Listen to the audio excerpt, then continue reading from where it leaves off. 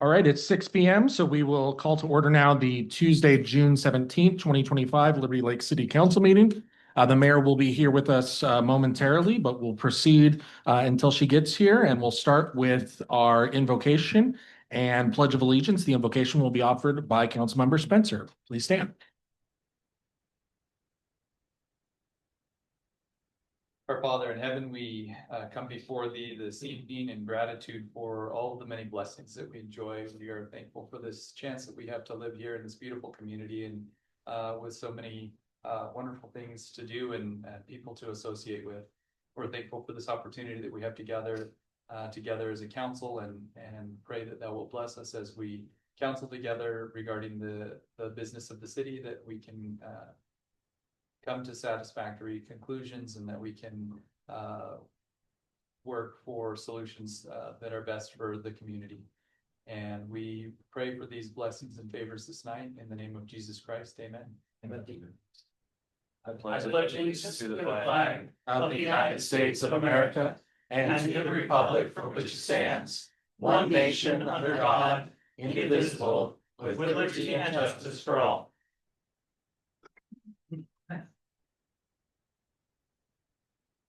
All right, thank you, everyone. We'll go ahead and do our call to order and roll call now and we'll start with Councilmember Van Orman. Here. Councilmember Kurtz. Councilmember Ball. Here. Councilmember Cargill's here. As I said, the mayor will be here shortly. Councilmember Spencer. Present. Councilmember Dunn. Happy to be here. And Councilmember Kennedy. Present. All here and accounted for. All right, we will move up to agenda. Well, Sean, do we need a excusal for the mayor if she's going to be here? No. Okay. All right, we'll move up to agenda approval. Does anyone have any changes that they would like to see in the agenda? Councilmember Ball. Yes, I'd like to make a motion to move. Oh, goodness, hang on just a sec here.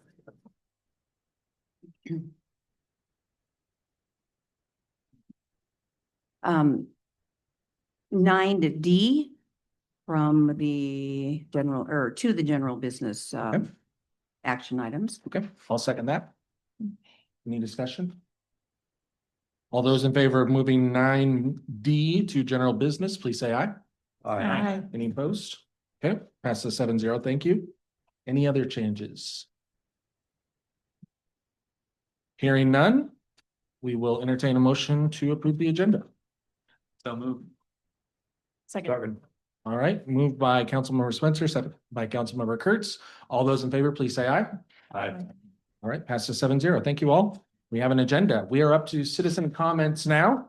As a reminder, you have 3 minutes for citizen comments. If you are online, we will get to your comments as soon as we get to everyone else's comments here in person. Please let us know if you are a resident of the city and you have a total of 3 minutes, and we'll start with Lynn Atkins. This one. Lynn Atkins, resident of Liberty Lake. I have 2 items I'd like to discuss. First, I'd like to speak regarding the work order for designing a new city hall. I want it to be clear that I have no objection to the work order itself, but I do have questions about the funding transfer. This item reads, it requires a budget transfer from the Library Capital Fund of $236,000. Now, I am aware that council has the ability to transfer funds when and wherever needed. However, my questions are the following. Why are the funds coming out of the Library Capital Fund? The Library Fund has been charged already for the initial design plan when it was to be moved to the Legacy Church building. It was charged again when council decided to alter the plan and go with a plan for a library in Town Square. The approved budget for 2025 shows a municipal facilities fund for a master plan where $319,000 was budgeted. Why is this fund not being used? I hope to hear the answers to these questions during council's discussion this evening. And if not, I would like to have a request to have a follow-up with the appropriate information. My second item has to do with executing strategic capital planning for the city. I've spent a significant amount of time attending council meetings, and I continue to note that there is a lack of strategic planning of the infrastructure for the city. Now, this is not a new issue. It is an ongoing one. that has placed the city behind in planning, organization, funding, and execution. As an example, let me use the master facilities plan. Last year, prior to the budget planning period, you were aware that there was a need to address the needs for a larger city hall, public works, police department, and yes, the library.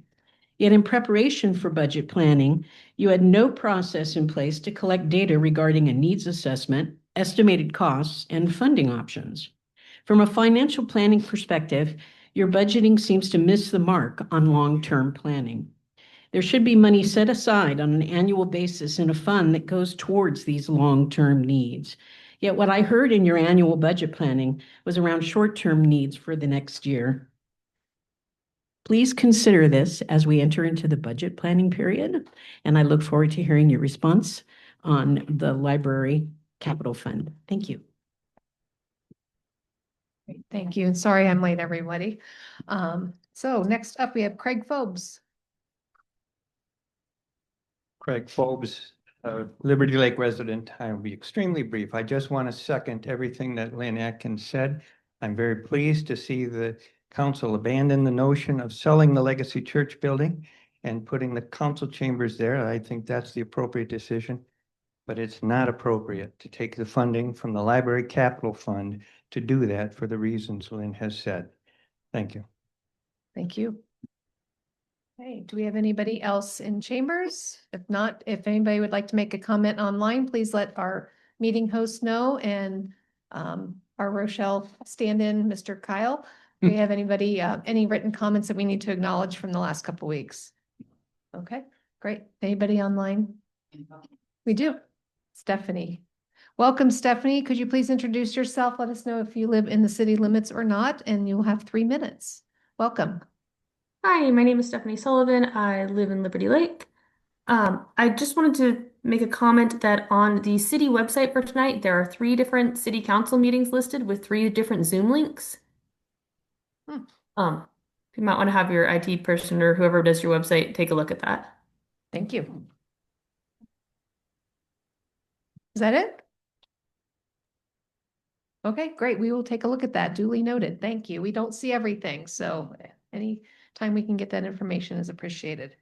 All right, we're up to announcements, proclamations, and special presentations. Tonight we have the 2025 City Academy recognition, and I know I still have to, I promised our city administrator I'd be here early to sign certificates, and that obviously didn't work out, so I will be doing that shortly.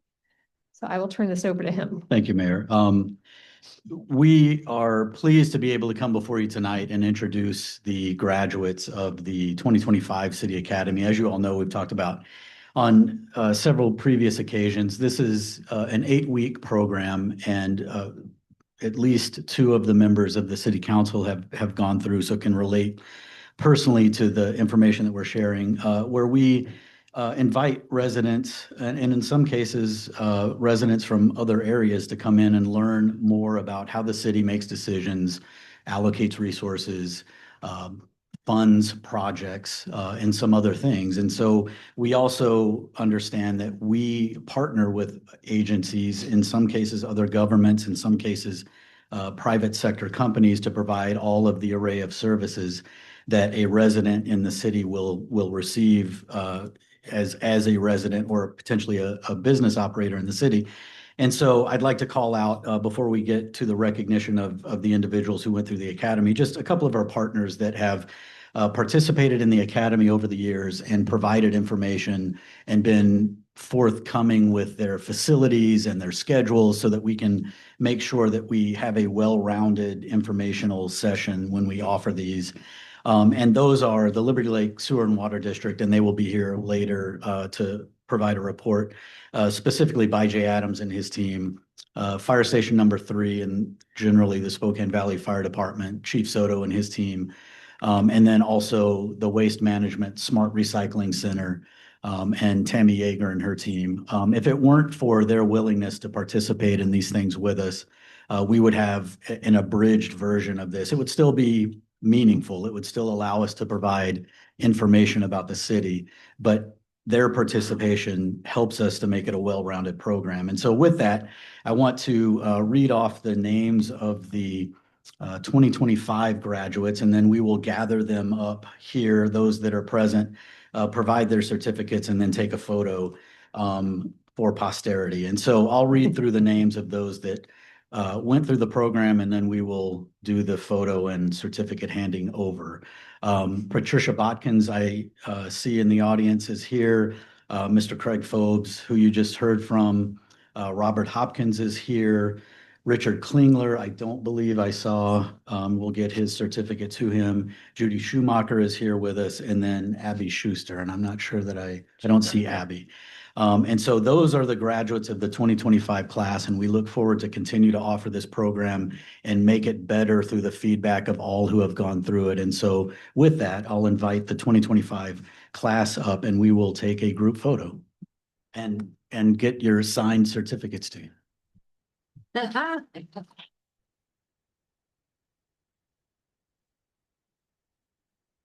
gonna let David direct us to where we need to go. Who's here? You want to council too? Who's the graduation council? If you guys want to pile in, come on. They'll make it a fuller photo.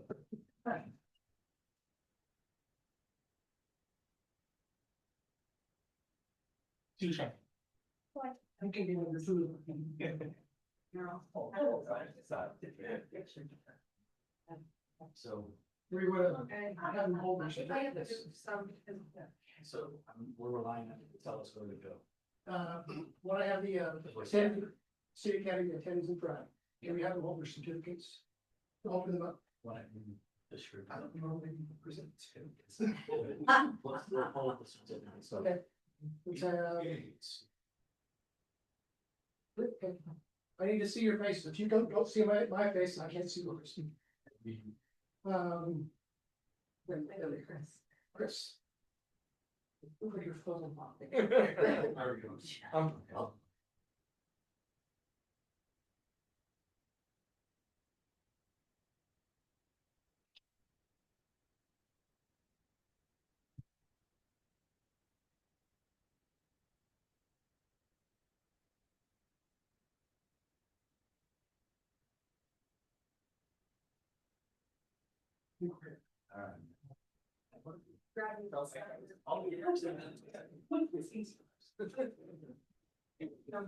I'll send this later.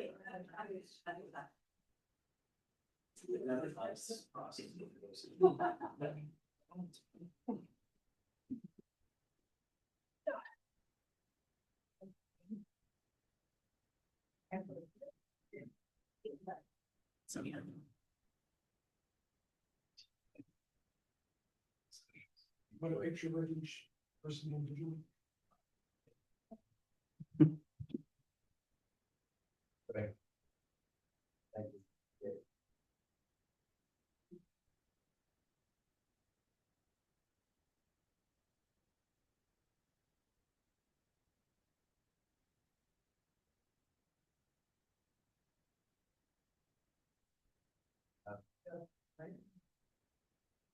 My God, he's still taking pictures.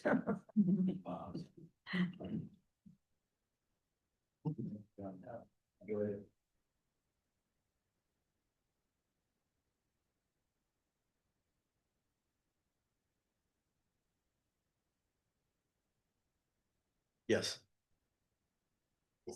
Thank you all, and that concludes the recognition. City council reports. Any reports from city council members? Don't all raise your hands at once. Okay, I think I had council member Dan Ormond first, and then Ball, and then Dunn. Well, we'll take us all the way back to June 7th, Farmers Market. That was awesome. I did run into a resident and he described the section of Country Vista. The one that's going east from Mission to Appleway. Kind of know that residential section? Yeah. He says that probably due to GPS, lots of trucks are going down that road, thinking that that's the mainstay to get to Appleway. That we need to remedy by putting in some sort of signage. Oh. And then the other would be that they're having lots and lots of drag racing down the road. So, the one Country Vista, but it's the residential section from Mission to Appleway, that section that joins in. Through, are you talking Rocky Hill?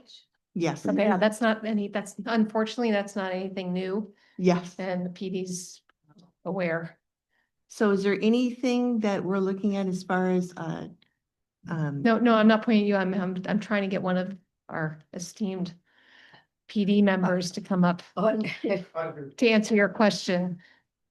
the problem with the drag racing on Country Vista, the residential section, and also the large trucks that are coming through, probably misaligned with GPS. So North Country Vista or? So going from Mission to Appleway. North Country Vista? Yep. We haven't received any reports about drag racing there, and the citizens are pretty good about the complaints there. I mean, that's a pretty It's- narrow road. Yes, it is. Yeah, and we haven't received anything, so. I trust that you say it's happening, but we haven't received any complaints. Do you remember any reckless driving call? I can look and see if there's been any 911 calls too in that area, but I haven't received any emails and I haven't heard any. Hey, People so go we've got fast, but silent residents. Let's see if we can't reach out to them. Okay, Okay, well, I need to know who they are. yes. It's a lot of houses. I need, you gotta tell me, you gotta give me an idea. I mean, and then also, we'll make sure I'll send it out to the patrol, Lieutenant Mark House, make sure that we keep an eye on it, but I haven't seen any complaints. Yeah. there's received been anything. off and on complaints for years about people going too fast, but I've never heard the Yeah. drag race. And we've worked it, and the last time we worked it, our number one, offender was the school buses. We have to contact, no, seriously, the highest speeds were the school buses, and we had to contact the school. And so, but we have worked at, we have gotten complaints about speeding, but not like racing. Yeah. And so, yeah, we'll keep an eye on that. And then the second, oh, go. The only thing I was gonna add is we did set our fine up there at one point, just to judge how much speeding was actually going on during that time frame, and we had like 5 vehicles that were going over 35. That was that. Yeah, that was it. About 30 days. Set that one. And that speed limit through there is right around 25, it's 25. 25, okay. It's 25, and I go through there all the time, and I mean, just to be completely honest, with my radar, I work it quite often, and I never get speeders through there. One of the speeders was my wife, just to let you know. But we'll keep an eye on it. It may be just the same people, like someone that lives around there, like kids or something like that, like this, which would make sense. But as far as it kind of being like an area where they're just meeting to race, yeah, believe me, I think we get some calls, but I can see where it's probably a resident, like some kids or something like that, which is common. Which is coming up. So, Just need to figure out who it is. yeah, so generally speaking, when information like that comes forward, our recommendation is that if you're witnessing a crime in progress, To call contact, 911. absolutely. if you're not, to call Crime Check. Do you have a general time? Is it around the same time? Usually they're usually around the same time. Is that, Yeah, so what time do you think? he did not mention the Okay. time, Okay. Yeah. just mentioned how many trucks were coming through. I'm talking. And then, racers. so the racers, Yeah, it sounded like it was late at night. So the trucks are coming through because of the construction. So you have the construction at the apartments back there. So I see a lot of trucks going there. And there's really no other place for the trucks to go. I mean, they generally have a reason why they're coming through. Especially that area, they're not bypassing the scales because that's a really long ways to bypass the scales. So, but with all the construction that we have going on, these trucks that I've seen going through are going to a particular place, like a specific place. And that's another place I mean, I've seen some semis, they usually take Mission and Moulter to go that way, but every now and then you'll see a And truck. the center of need they have in that location, it's really hard for a truck to get through there, the cars parked, so yeah. Don't see it very often. Yeah, I don't see very many trucks go through there, but I'm generally careful about complaints like that, to be completely honest, because people tend to inflate those. And I'm not saying that the person did that, but they'll see it one time and then it turns into 10. It's kind of like the fish, that's this big. And by the time you get to the bar, it's like that big. So I generally just kind of err on caution but we'll work it. But I'm through there all the time and our officers there there all the time. And we've set our trailer up there and we just don't see the problems there. And I know our officers were working the 4-way stop there for a long time too, when it was new. So we're in that area quite often. Okay, But we'll watch it. good. Well, it was nice to go ahead and talk to a resident that was willing to go ahead and open up. So Have them contact. I will. Yeah. Yep. Thank you. Anything else? No, Okay. farmer's market was awesome. Great to go ahead and visit with everyone and very, very interested in everything that is going on in Liberty Lake. Yep. All right, Councilmember Ball, you were next. Okay, well, I promised I would follow up about this tourism cultural investment grant program. Rose was out of town, Noble with Visit Spokane. Anyway, we talked Monday and yes, that program is specifically for the city of Spokane. However, I told her about our new issue with not knowing what to do for Christmas since Winterglow is kaput. And she didn't know that and was very interested. And she said she would put her thinking cap on and see what she could do for us. She was kind of bummed because they were going to actually fly drones over it this year. So anyway, so yeah, she's going to see what she can do to help us. Great, thank you. Councilmember Dunn. How about that garage sale last Saturday? Big thanks to the community for patience, for traffic and all the things that come with it. But that it is a significant day for retail. It brings people to our community like few other events. And it's one of those days you can get out and see Deputy Chief Morgan on a bicycle. So really cool that our officers are able to do a bike patrol during that day, which actually lets them get around much, much faster than if they were in other vehicles. So yeah, thanks to the community. I think everybody had a pretty good time. Councilmember Kennedy. I'd like to make a follow-up for Councilman Dunn was saying the garage sale is always such a great event for Liberty Lake. It's amazing how many people we will get here. And if it wasn't for the Kiwanians and their members putting on this, it just wouldn't happen. And I want people to realize that all the time and effort that goes in from the Kiwanians to put this on is tremendous. And the funds that they get from that go directly 100% back into the city.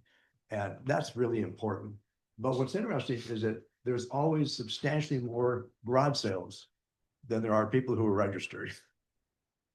I would recommend for the people who could hear me tonight, and I hope that you would pass this on to other individuals, that there is a $20 fee for that. And you could sell one item and cover that. A lot of people have the garage sale and don't realize that it's just not a free event. The idea is that the Kiwanians collect that money and it goes to the benefit of the city. I would recommend anybody who had a garage sale and they weren't able to pay that $20 fee, that they would get a hold of somebody such as Councilman Dunn, who's very actively involved in the Kiwanians, and donate that money there. It's something for ongoing. You look at all the porta potties, you look at all the fees that have to be done. Kiwanians pay for that. It's not the city so much, but the Kiwanians do. And the only way they can pay for that is through the registration. So it was a great event. I was able to unload substantial amount. And the best part of it, I bought nothing new. Go back in the garage. All right, any other council reports? All right, I'll keep mine very short with the good news of, I chaired the SRTC meeting last week, the day after things kind of went haywire downtown, but I was pleasantly surprised. My trip downtown on Thursday was event-free. But the good news is that Liberty Lake has yet another project on the short list for approval at SRTC. The vote comes before the board at next month's meeting. So it's pretty much a done deal, but the vote hasn't happened. So it is $1,109,183 to cover the North Moulter Road overlay. We put in a 25% match to that. So congratulations again to the team who put that grant application together for SRTC. And the really nice thing about us as a small city, we're very picky about what we submit for. And the SRTC subcommittees and the board are really good about trying to spread the love. So they don't like, giving Spokane or Spokane County or Spokane Valley everything. So we're pretty much get some extra love every year when they're going through these lists. So might want to start putting more than one project in. You never know what could happen, but we've had a lot of success with SRTC and hopefully we'll continue to do that. So that was great news last week and I will end my report there. Mayor. Yes. Is that the stretch between Country Vista and Appleway? Yes. Yes, okay, cool. All right, next up, we've got Mark with the city administrator report. Thank you, Mayor, members of council and our audience members who are here and online. A couple of events to remind you about that will take us through July 4th. The first one is that on Thursday, this Thursday, June 19th, City Hall and Library will be closed in observance of Juneteenth. Following that, on Saturday, June 21st, this is an interesting event. I think the first time that we've briefed it to the council in the years that we've been doing this, but the gravity cart races, that should say carts, not car, are happening on Saturday, June 21st. And this is an event where it's billed as an exciting downhill event where special needs children pair up with able-bodied kids for an unforgettable ride. I presume that they would want a cheering audience out there to root them on. And so keep that in mind. But I'm also briefing you about this because in addition to the races, Pavilion Park parking lot will be closed for that event between 6 a.m. and 2 p.m. on Saturday, the 21st. Moving on, in later that week, June 24th through Thursday, the 26th, I believe it is the AWC Annual Conference. And so if you are there at the conference, keep in mind that I'll be co-presenting at the Wednesday 3:30 p.m. session on budgeting in tight circumstances. That's I didn't choose that title, but that's the presentation that my co-presenter and I will be delivering to the AWC crowd. And then the other thing that I want to bring to your attention is that we get to name 3 voting delegates for the meeting, and you can either be in person to vote, or you can attend virtually to the business meeting and cast a vote as a named delegate. And so we need to submit the names of the named delegates by Friday. And so I will open the question. I believe Councilmember Ball is attending the conference. And then if there are others who are interested in attending just that session to cast a vote on behalf of the city for the board members, you can be a named delegate. Yeah, So- remind us again what, and I have a meeting at that time, so I can't be there, but remind us what time the business meeting is so people can look at their schedules. Sorry, it's the last day. So it's Wednesday, Oh, the 26th at 4 p.m. to 5:45 p.m. So if anybody's free then and are interested in tuning in and being a delegate, you can't let us know now. Let us know. Hopefully by the end of the day tomorrow. Is anybody interested in free? I'm at a different technical conference during the week Yep, next week. so- Okay. Well, I'll Linda, be you're there. going to be there. So we're looking for 2 more. I'm not sure. I need to look at my. Okay. my Is it calendar. Wednesday, the 25th or Thursday, the It's 26th? Thursday. You said So we'll Wednesday. confirm the Yeah. day, but whichever day it's on, if it's the last day, it's the Thursday, which would be the 26th. Right. But it starts at 4 o'clock and it ends at 5:45. Yeah, and there's still sessions the morning of the 27th. It doesn't get old, Yes. yeah. Correct. Okay. So we'll send you the details, and if you have availability on your calendar and are interested in being a voting delegate, let us know and we'll sign you up. And So you can if do you that. are and you want any background information on any of the people running, I probably know most of them just from things over the years and participating in this the Collaborative Leadership Institute. Feel free to reach out. Can All you right. talk to me before I go? Yeah, yeah. Okay, thank you. Well, we'll have to wait and see. We'll get on the website and see who's Okay, running. okay, thank you. And their bios and stuff will be in the link that I send you. It'll Yeah. take you to all of that stuff. Okay. Next item is we have an ongoing parks needs survey. This is part of the larger parks master planning effort. The survey was scheduled to close on Wednesday, June 25th, but we're going to keep it open for a while longer. It is available online, but we need participation. We're having low participation in this particular survey.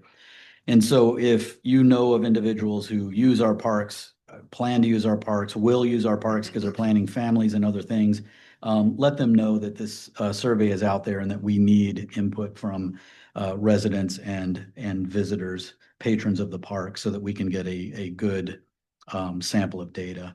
to use in the planning efforts going forward.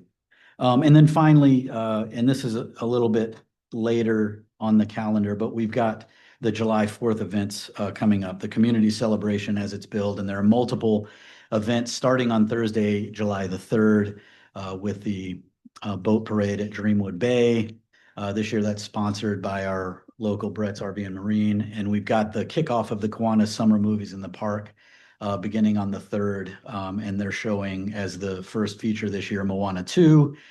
And then the next day, Friday, July 4th, we've got the annual Liberty Lake Community Parade in Alpine Shores, and then food, music, and fireworks at Pavilion Park. And so those are always fun events, draw a lot of people, great opportunities to get out, meet neighbors, and have a good time celebrating the nation's birthday. And so keep those things in mind. Are there any questions about any of those events thus far before we move on?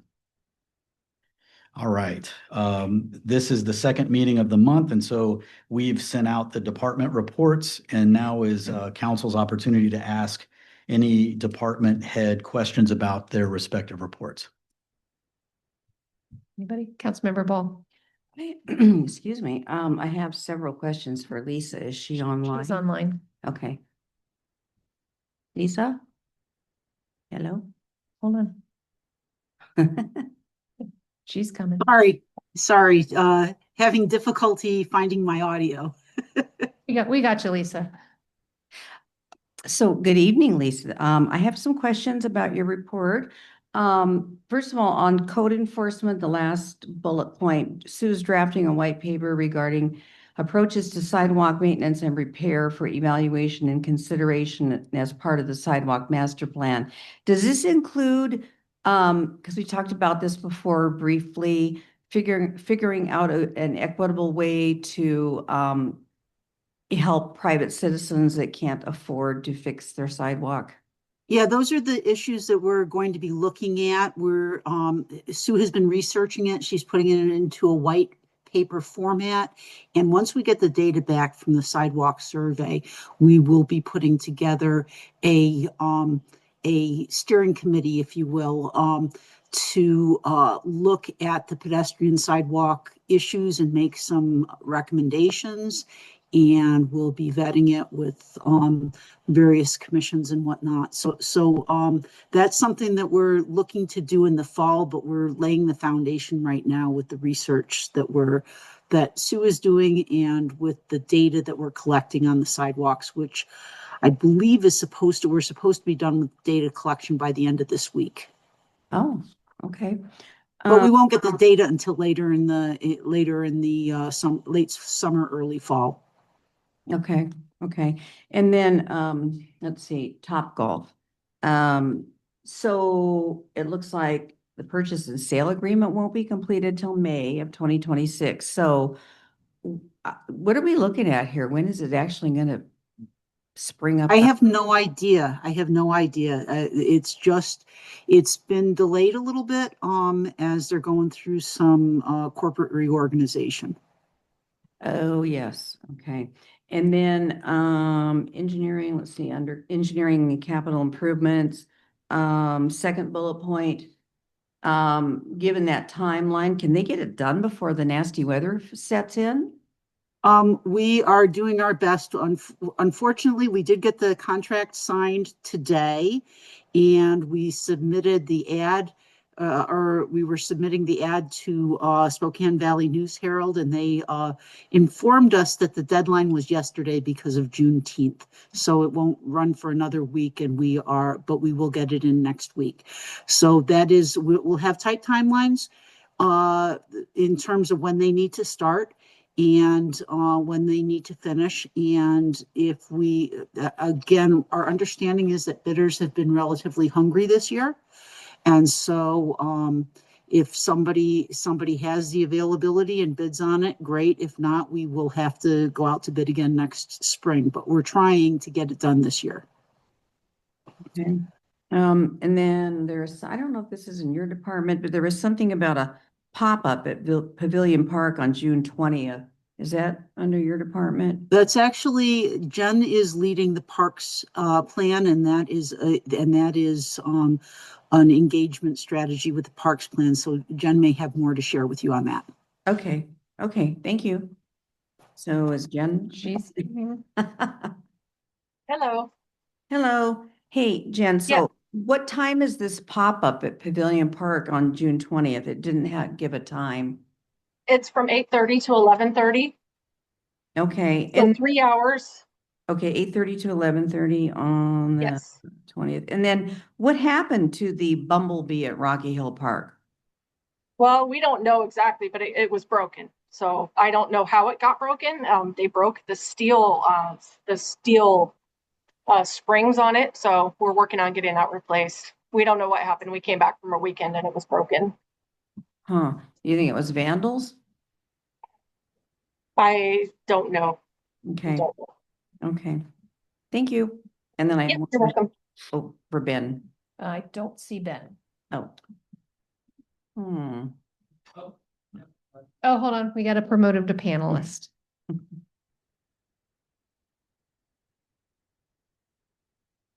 We'll take just a second. All right, I'm here. Hello. Hi, Ben. Hi. Okay, hi. So reading through all this, it's all great, but I do have a question about Trailhead. The floor in the ladies' room, what's the status on that? There's been a lot of discussion about how bad it looks, and I don't know. I mean, is it faulty flooring or what's the deal on that? That's what we think. So we've been working with the contractor to get that remedied. But it will be at some point replaced Yeah, or need to be replaced. okay. It seems like it was an inferior product that was installed. I think so. I've seen it. Yeah. Okay, thank you. Uh-huh. Okay. Anybody else have department report questions? Just that I appreciate the detail of the Public Works report. It's just a wonderful even photographic demonstration of the nonstop work that happens to keep the city. Yep, great. Lisa, I actually have two quick questions for you. I guess I could have saved them for tomorrow's directors meeting, but I figured other people might be interested in knowing as well. Okay, where'd you go? Hold on, I'm trying to get it. Okay, so just quick things. On the code enforcement, love all the activity. So glad we were finally able to fill that position. So I'm curious about the 3 code enforcement issues that led to building permits. High level, just curious what the complaint was. Well, so it wasn't, it was actually, that we discovered that they had, in one case, installed a sign without without the permit. And so we're going back and fixing that. Another was related to, I think, the fire inspections. So it's just through the course of our activity where we recognize that that some activity has been done that without a permit. We're making sure that we're just getting them into the system. Right. And then my follow-up question to that is, overall, do you have a feel for what the most prevalent issues are that we're finding now that we do have somebody on this full time? So it is what you would imagine. It's seasonally, it's a seasonal issue, right? This time of year, we're starting to get the complaints about weeds. And that's just the nature of the summer. We've had a lot of rain, a lot of sunny weather, and the weeds are popping up. So that's our issue du jour. I think that the basketball hoops kind of sporadically continue. When we have issues, we try and push out information on them. Again, this time of year, we also get Clearview triangle complaints. We get areas where the trees need to be trimmed over the sidewalk, those sorts of things. So it's just winter. It's always it's again shoveling snow. So we have some seasonal issues that are frequent flyers for us. Okay, great. Thank you. All right, moving on. If nobody, Councilmember Paul. Lisa, don't go away. I have one more for you. Are you there still? Yes. I am. I'm just curious on May development highlights, new commercial buildings new mixed-use buildings, the two on Indiana. Are they going to be condos or apartments, or do you know?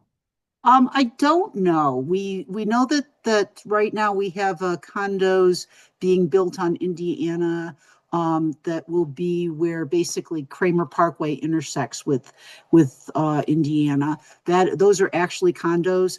I am not certain about whether or not either of these mixed-use buildings are planning on doing condos. But if they're not condos today, they could be condos in the future. Again, I think that Washington has been working hard to relax some of the challenges with condominiums.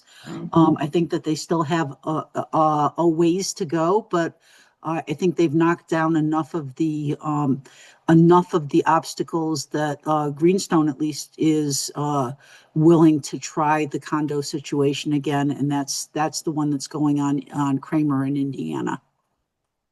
Thank you. Okay. Anybody else? All right, thanks, everybody. So really quickly, we will get this out to you via email, but confirming that the voting meeting for AWC is Thursday, June 26th, between 4 and 5:45 p.m. Thanks, Mark.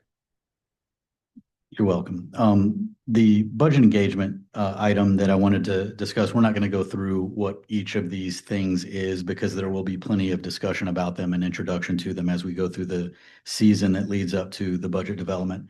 But we are starting that engagement. And so the easiest way to find out where the landing page is and to interact with all of the various opportunities that there will be through the year leading up to the budget adoption ultimately is by going to the city's website at libertylake.wa.gov, and right on the homepage and every subsequent page, there's a button over on the left side that says Engage Online.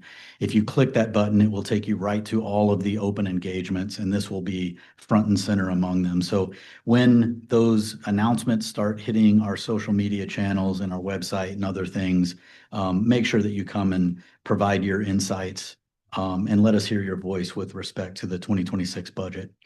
Any questions about that before we move on to the last item? And the last item is follow-up to Winter Glow. We had the workshop during the June 3rd meeting. You've all, I hope, had the opportunity to see the 2 emails that I sent out with some additional details. And so we don't have any new information to provide you at this point. We just wanted to give council the opportunity to ask any follow-up questions since the information was distributed between the last time we met and tonight. Go ahead, Councilmember Sorry, I'm Paul. just full of questions tonight. Are we going to maybe schedule another something to talk about what we're going to do? I mean, Christmas is going to be 6 months away, Well, the recreation staff has been sort of exploring options. And so at some point, once we have a good idea from them, what they're comfortable with bringing forward as recommendations, yes. I'm not willing at this point to put my finger on a calendar date and say it'll be on this date. I'm trusting Jen and Mikkel and the staff to fine tune those things, polish them, and then we will get that conversation scheduled. Well, can we use that $25,000 from the lodging tax toward a Christmas, whatever? I'm going to let Kyle weigh in on that question. Potentially not at this moment, though. Yeah, they need to go to nonprofits who are bringing tourism into the city, not to the city to use the money. But if we had a partner. So the city is eligible to use those funds. The city has historically never used those funds. So repeat that. What? The city has historically never used those funds. We're eligible to use those for tourism related facilities or events, but historically those have gone to local nonprofits. Mayor Pro Tem. Just real quick, Mark, Yeah. if you know the answer to this, has Winterglow told us what they're gonna do with all the signage and displays and everything now that the deadline is passed? Generally, not after the deadline is passed, prior to establishing the deadline, generally, the offer was you can buy them or we will sell them. So we assume that they're going to sell individual pieces, but that's an assumption based on a prior conversation. Okay. We have residents asking now that we're at this point, when's everything moving out of there and when are the containers leaving? So. And we've already started that conversation, so. Yep. Great. Okay, Councilmember Kennedy. I do have some short-term concerns, maybe even long-term concerns, is that it seems like the inability of planning of that organization on what they wanted to do has created emergency for the city. And I don't feel it's appropriate. The city is suddenly in a position as that we're being forced to jump into the middle of this thing. I think what's important is that we have talked about some possibility of dollar amount, hiring an additional employee, what this would look like financially for the city. I do feel that the council needs to have a serious discussion on how we move forward with this and how we're going to pay for it. I think if we look at, do we enjoy it? Darn right I do. I enjoy it. I think it's great. Yes, I do. But the question comes down for the council, how do we afford these things?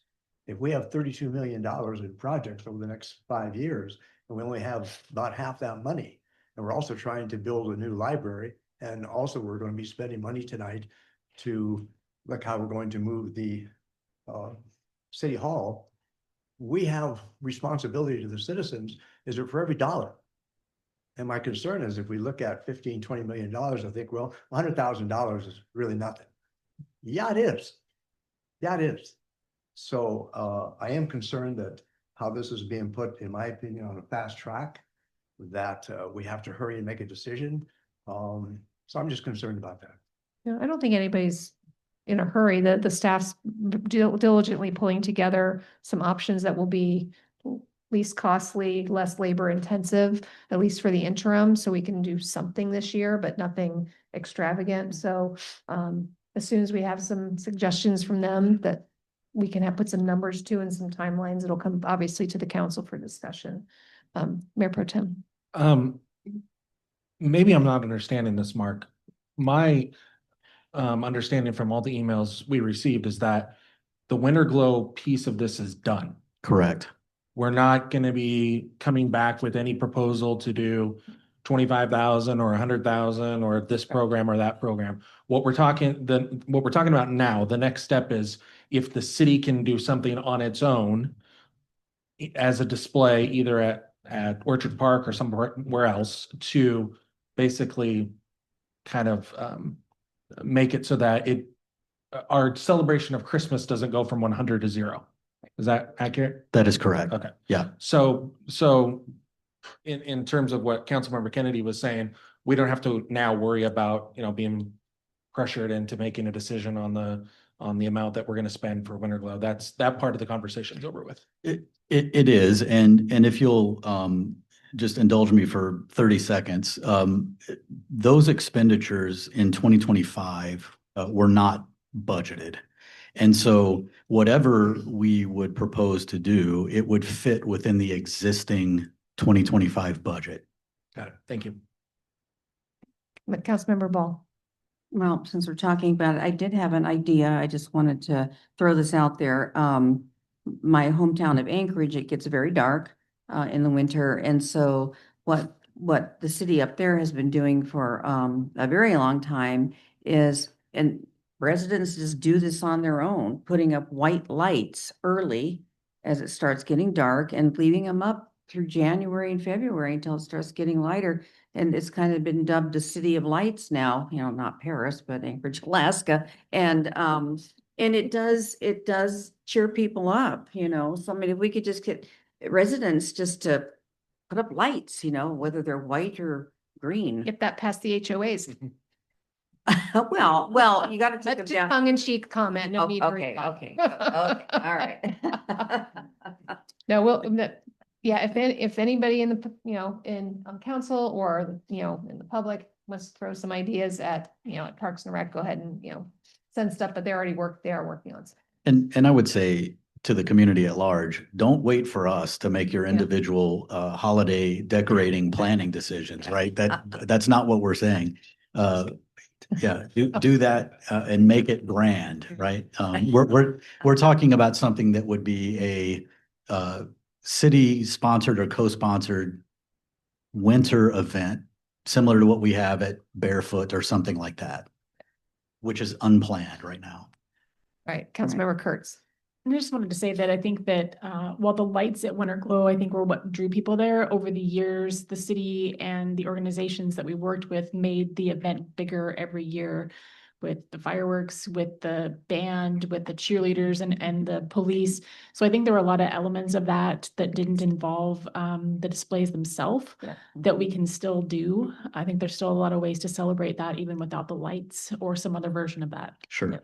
And the tree at the Trailhead parking lot is going to grow. Light Up Liberty Lake and the Liberty Lake Better Together Foundation has already ordered the next tier, and I think it's another 3 feet maybe, so it's going to be taller and wider, and hopefully as the years go by, every year it'll grow a little bit.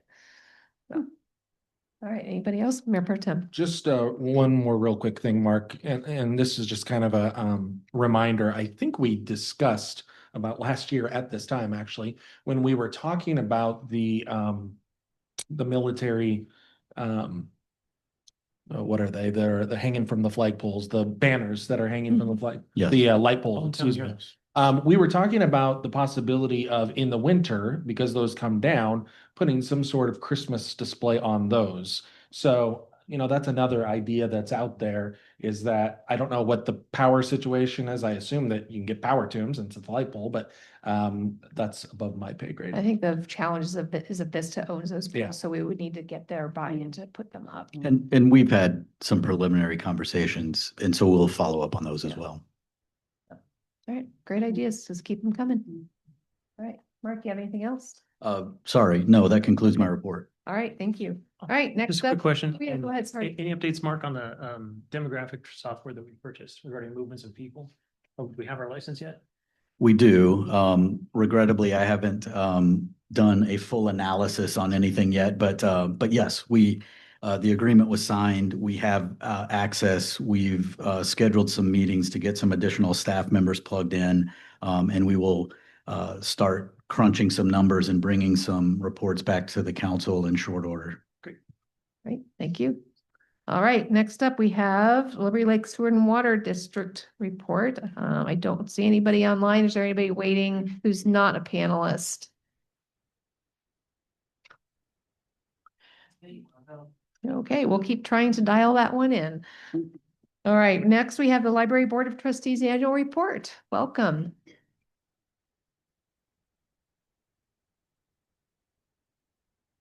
You're getting your term started off real great here, doing the report. Good evening, council members, Mayor Kaminskas. My name is Jennifer Chase. I'm a member of the Library Board of Trustees. I'm here tonight with our director, Jandy Humble, and on behalf of the rest of our Board of Trustees, Michael Boda, Brad Hamblett, Barb Richardson, Anna Voloshin, and we have the 2024 annual report for you. So Jennifer and I are going to tag team this tonight, but I'm starting off with some of our statistics. You guys might recognize these from our last quarterly report in March, but with the ordinance, it says to provide you with these. So I have them again as a really great reminder. In 2024, we had 7,460 library cards. This is up from 1,000 from the previous year. And we are tracking as of now to hit another well over another 1,000 for 2025. So our growth is looking really good as far as library cards go. As far as visitors in 2024, we had 69,575, up about 7,000 from the year prior. Our meeting reservations are holding strong. We're at 465. Sorry, for 2024. In 2025, we're averaging over 75 a month. So we will beat this number, I think, significantly in 2025. As far as our checkouts go, in 2024, we had 119,000 checkouts. Our Ebook checkouts are hovering at about 30%. So basically 3 out of every 10 users are reading ebooks in Liberty Lake right now, which is on track with the national trend, which is usually about 3 out of every 10 people use ebooks consistently. Next slide, Evan. So this is our, sorry, I feel like is my mic still there? Okay, maybe it's just slouching a little bit. This is our physical collection size. So as far as books go, we're at 22,256. If you look at the comparison for 2023, our numbers are pretty stagnant as far as our physical collection goes. And this is because we are out of space. We do not have any more space to add any more books. So our library is at the point where for every book we bring in, we need to take a book out of the collection. We received the new demographic statistics from Lisa a couple weeks ago. Our current population is at 14,100 for 2025. So our current level of service at the library is that we provide 2 books per capita for every resident in Liberty Lake. So that means that over this next year, our collection should grow to 28,000 materials, and it will not be growing to 28,000 materials because we are out of space. So wanted to make you aware of what our current situation is as far as our space in the current library. We are at capacity. We have nowhere to expand. So let's go on to the next slide. So this is our electronic collection. As you can see, we had a really great healthy growth with our ebook collection. We partner with the state library. So we have the Libby app, and it is shared resources with the rest of the state of Washington. So we pay into it each year a certain amount depending on our population size. And then we are able to share the resources. So we did grow about 30,000 books for last year, which is really great. Just a reminder, though, that ebooks we do not own perpetually. It's like a license, it's a subscription. We have to continually purchase them, and they are significantly more costly. You're looking at like $100, $150 for a book. I go and I buy a book off Baker and Taylor, which is our vendor, and it can be $15. So it is significantly more to buy ebooks, and it's something that we have to continually do. We don't pay $150 and then own it forever. So that's just how ebooks work. So our current ebook collection is at 177,000. A reminder though, we are sharing these books with everyone else in the state. And as you can see, not every person enjoys reading ebooks. We're at about 3 out of every 10 users. And the majority of those users are not children. Most children's books are not produced digitally because parents don't want more screen time for their kids. So it is generally for adult users. So moving on to the next slide. Ooh, Jennifer, operating expense. So this shows you a bit about the operating expenses in the budget. The total allocation sits at just above $716,000 with about $673 expended. You see that we recouped a little bit, $2,000, almost $3,000 in fees and fines. And just a reminder that we don't charge for overdue books. So that's coming from other collections. And then the property tax funded at just over $670,000. Next slide. So this is our technology update. Our usage on our computers rose significantly in 2024, up about 70%, from 1,805 computer sessions to over 3,200 computer sessions. So our computers are getting used heavily. We have 4 machines in the library. These are the 4 machines that we've had since 2010. Sorry, amount, not actual machines. So we've had 4 computers in the library.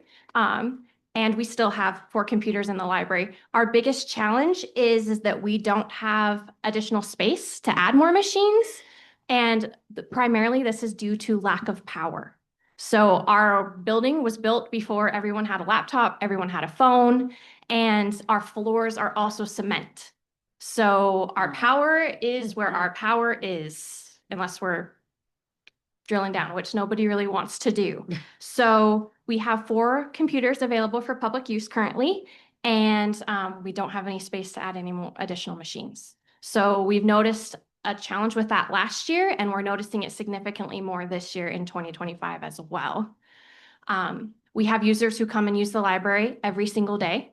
We have users who come at the same time every single day and use computers. So not everyone in Liberty Lake has a computer. And we do get a ton of usage for people who don't have a printer anymore. I don't know about you, but I don't have a printer anymore. So I'm one of those users who uses the computers to print. We see so many people coming through printing their UPS labels, their Amazon returns, those sorts of things. So we do have some people who are quick users, and then we have some people who will sit there for 2 hours and use their full time. So you can have 2 hours a day on the computers at the library.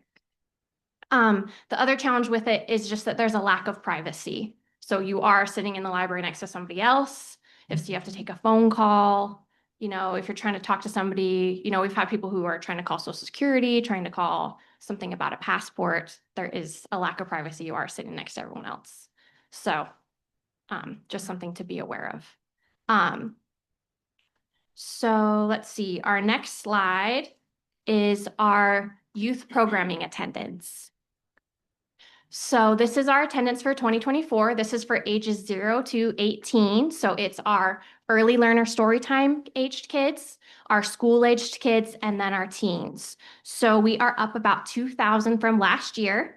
7,700 in 2023, 9,800 in 2024. All of those numbers are from our storytime attendance. That whole jump is from our storytime attendance. Our storytime attendance is booming. Going on to the next slide. These are some challenges and opportunities that I wanted to point out to you. So our greatest challenge right now is our parking lot, and our meeting space. So our meeting room is zoned for 39 people. We consistently, every single day, will have 75 people in that room that's built for 39. They will come, they will do their story time, which is 30 minutes long. And then after story time, we do playtime. Playtime is for the parents so that they, and the grownups, so they have someone that they can interact with and chat and, get that some of that social bubble filled while the kids play. So they will sit in that room for 39. And then after story time, after playtime, they go out into the children's room to get books. They'll pick up 10 books or whatever and take those up to the front desk. Our children's room is rated for 59. So they move from one room where there's not enough space to another room where there's not enough space. And then there's the parking lot. We have people parking in the parking lot, fill it up. We have people parking at the police station next door. We have people parking down Madison for story time. So we need to do something about this. We're out of space at the library, particularly in our children's areas. The other challenge is we don't have a dedicated teen space in the library. So if you've been to the library, in the back corner, we have our teen collection. It goes along 3 walls. And in the center of that is where we have all of our study tables. So we have 4 study tables. This is the only place that people can go and sit at a table to work on a report, work on their laptop, work on a school project. This is the only place that anyone in the library can go to work. And it's right smack in the middle of the teen area. Do the teens want to go after school and hang out in a room with a bunch of adults who are studying and working? No. So they don't come to the library. They'll come to the library for our teen activity, which is in the meeting room, and then they'll leave. A lot of libraries have a designated teen space, so teens can come to the library after school. As you know, there's a lot of kids out there who their parents are at work until 5, their parents are at work until 6. And so they need a safe space that they can go hang out. If they're able to come to the library, that's a safe space. They can come, they can do an activity, they can hang out with their friends, and they're not joyriding golf carts down Mission. So we would love to be able to provide a designated teen space in our library. And currently we don't have that. They can hang out with all the adults, or they can go into the kids' room and drive the little fire trucks with the 5-year-olds. Neither of those things are what our teens want to be doing. So we would love to be able to provide that to our community. The last thing I wanted to point out is an opportunity that we are incorporating in 2025. So last year, I guess. So right now we provide story time 4 days a week. We're hoping to increase that to 5 days a week later this year when we get our new children's librarian. But currently we provide really consistent programming for our story time to age kids. And last year we implemented dedicated teen activities. So every Tuesday is Teen Tuesday, and the teens are able to come to the library and do a teen activity. We are planning to expand that in the fourth quarter to our school-aged kids. So we're going to have our kids club on Wednesdays, and our school-aged kids are going to be able to come to the library every Wednesday and do a specific activity. So we're going to have basically each week a certain thing that the kids are doing on a monthly basis. And so that's something that we are going to be expanding into in fourth quarter. So that we'll have very consistent activities every single week, every single day for our kids in the community. So really excited about that. So moving on to the next slide, Evan. This is our total program attendance. So this is including our adults as well. So total in 2024, we provided 306 free programs to our community for all ages. This was done by Miss Erin and Michaela, a staff of 2, assisted by me as I can. So total a staff of 2.5, 2.25. And I think that's an incredible number of free programs that we provided to our community in 2024. So the total number of people that we provided free programs to is 12,919. So just under 13,000 people were served in the library. We find it really important to provide programs to our community because it's another way to get people in the door. A couple of years ago, we had a really great partnership with the Green Acres Elementary, one of their Title I programs. And the thing that stuck out to me that the teacher said was, I love partnering with the library and doing programs at the library because it brings the kids in the door. So they might come in the door for Lego Club, they might come in the door for arts and crafts, and then hopefully they will also leave with a stack of books on the way out the door. So that's what I had about that.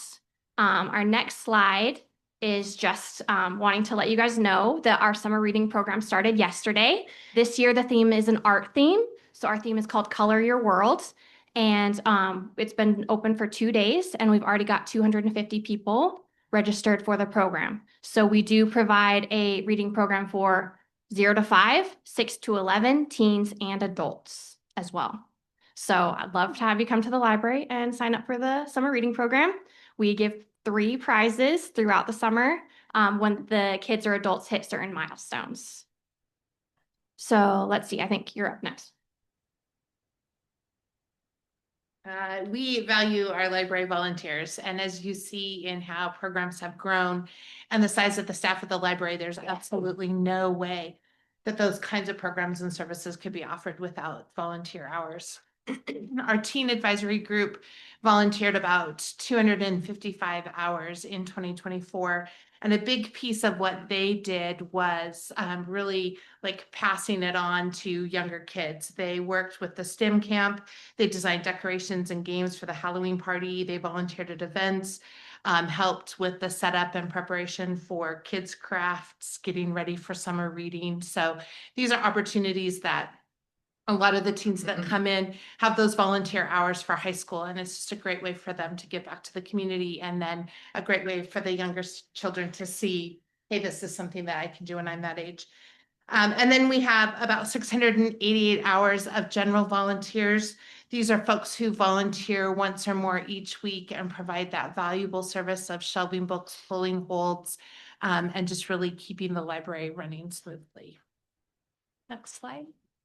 There are a few new services, excuse me, that we wanted to talk about that are being offered at the library. One of those is proctoring. So we do have students who are involved in online classes, students of all ages, I should point out, who are involved in online classes that still require a formal proctor for a testing session. A lot of those are people in classes at SCC or SFCC, and proctoring is available at the library. Another thing that's been offered and is growing in popularity is tech appointments. People who have struggles with any sort of tech, from Kindles to iPads to how to log into a Zoom and use Zoom. All of those things, they can make an appointment and learn how to use that particular technology at the library. And Jandy was talking earlier about printing services. So mobile printing is now also available at the library, where instead of trying to get an opportunity at one of those 4 computers, you can print right from your phone. So folks who have that need are able to do that at the library as well. I think that brings us to the last slide. There's no questions. Councilmember Ball, go ahead. Who does the proctoring? Is it you guys or volunteers? Proctoring actually has to be done by a formal librarian. Mhm. So you have to have your master's in order to do proctoring. I don't know why, but that is the requirement. So it's done primarily by Michaela, and I do some as well. Mayor Pro Tem and then Councilmember Dunn. Thanks, Jandy. 3 questions for you. Yes. One, I think it was on the second slide. We can go back to it. That had all the program numbers and.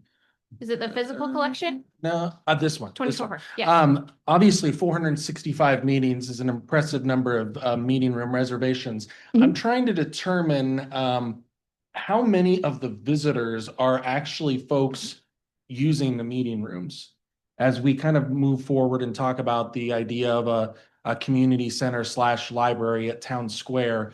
Do you have any idea how many of those visitors are the result of those 465 meeting room reservations? I don't know for sure. It's one of those things where, depending on the time of day, so we have like a sensor that tracks when people come in the room, come in the building. And so it's one of those things where you can see spikes. So it's something we could narrow, what would probably take some time to narrow. Do you happen to know off the top of your head, and it's okay if you don't, Yeah. what the average size of a meeting is? So when it's our study room, it can be anywhere from 1 person to 10. Okay. And then with the meeting room, it can be much larger. We get a lot of HOA groups that will use it, and they probably have 40 people in that room. Yep. The challenge also with tracking the number is just, if it's after hours, they come in through our east meeting room door. So that's another place where we wouldn't have the tracking. I guess the other place we could look, though, is when we, specifically for the meeting room, when we ask for the reservation, we ask them to average how many people we think will use the room. So that is a way we could get it. Okay. Is if we go back through, but that's specifically for the meeting room. Yeah, which would be yeah. fine. I'm Yeah. just trying to figure out, of that 465, if on average 30 are using the room, or if 100 are using the room, or maybe it's somewhere in between that. And Yes. trying to just ballpark a number there. So it's nothing you have to have the answer tonight. Yeah. But that's, as I'm talking, that would be the best way to go about it, at least for the meeting room, would we go back and look at those reservations since we asked that question. Okay. The second question is about the printing. Do we have anybody who, obviously it's great that people have the opportunity to do that. I always worry about the bad actors who decide to go in there and print out, a whole volume of material. Do we have anybody doing that, or is everyone behaving themselves? We do charge for printing. So we do charge 10 cents a sheet. And then for color, we charge 50 cents.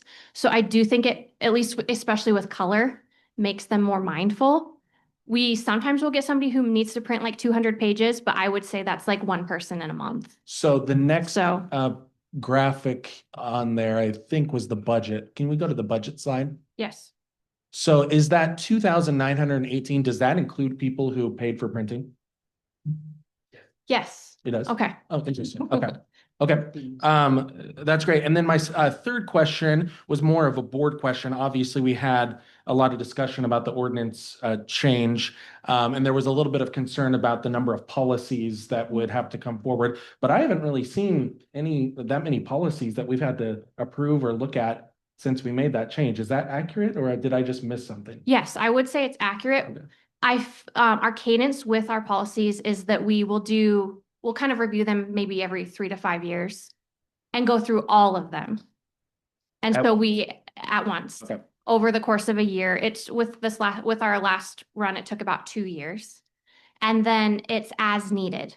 So currently the board is working on a circulation policy that we'll be bringing you in September. And that's because we've had an issue come up where we need to address something. Got it. So we will have one for you guys in September to Okay, review. great. I was just curious. Yeah. Thank you.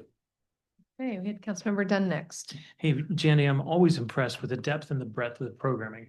I think the outreach that the library does to the community and the participation that is reflected is just always impressive, along with its growth. But more for me in this presentation, what I found, what leapt out of the screen was volunteers and volunteer hours. The community is invested in our library and it reflects their participation. So to me, that you can attract, engage, and retain volunteers for services is the truest recognition of the value of that facility in our community. So thanks. Thanks. And I think I saw another thought. So go ahead, Councilmember Ann Orman. Hi, Jandy. Wanted to check and see with our seniors, if you still have that program going for Guardian Angels? Yes, so we do a monthly pop-up with Guardian Angel where we go over to their clubhouse once a month and we'll do a pop-up library. We have a really large wagon that we wheel over there and then they're able to check out books. The thing that has changed recently though is we have more audiobook users.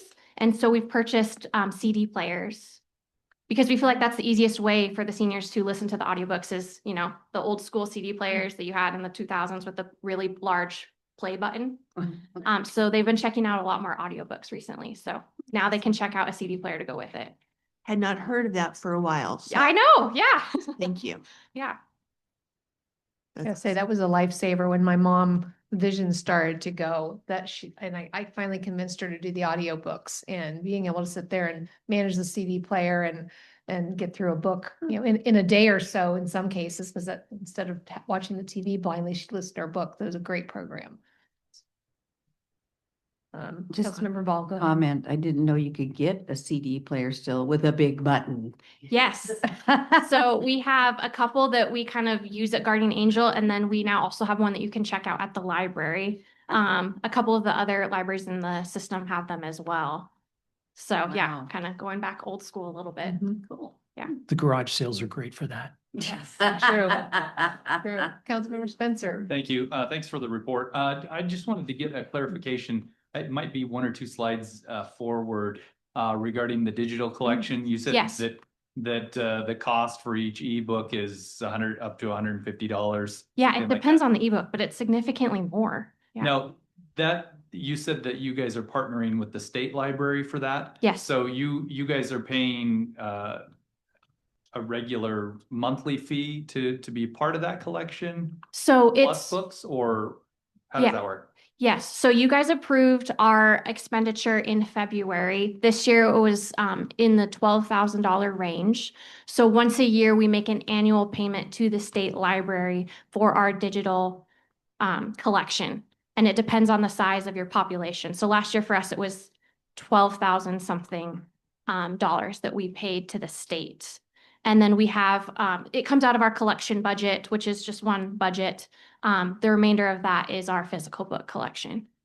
So when you say that an ebook could cost $150, Mhm. the city of Liberty Lake isn't paying for individual books. We're paying an annual fee to be Yes. part of this collection. Okay, Yes. I just wanted to. So it kind of spreads the wealth a little bit. Larger systems are paying more money because they have more users, and then smaller systems are paying less money because they have less users, and we're able to, you know, all share into it. Because yeah, if we had to pay $150 for each ebook we wanted in our collection would not be very, very big, especially just because, you know, I can go buy a physical book that I will own forever for $15 or until, you know, it gets coffee spilt all over it or whatever happens to it. So yeah.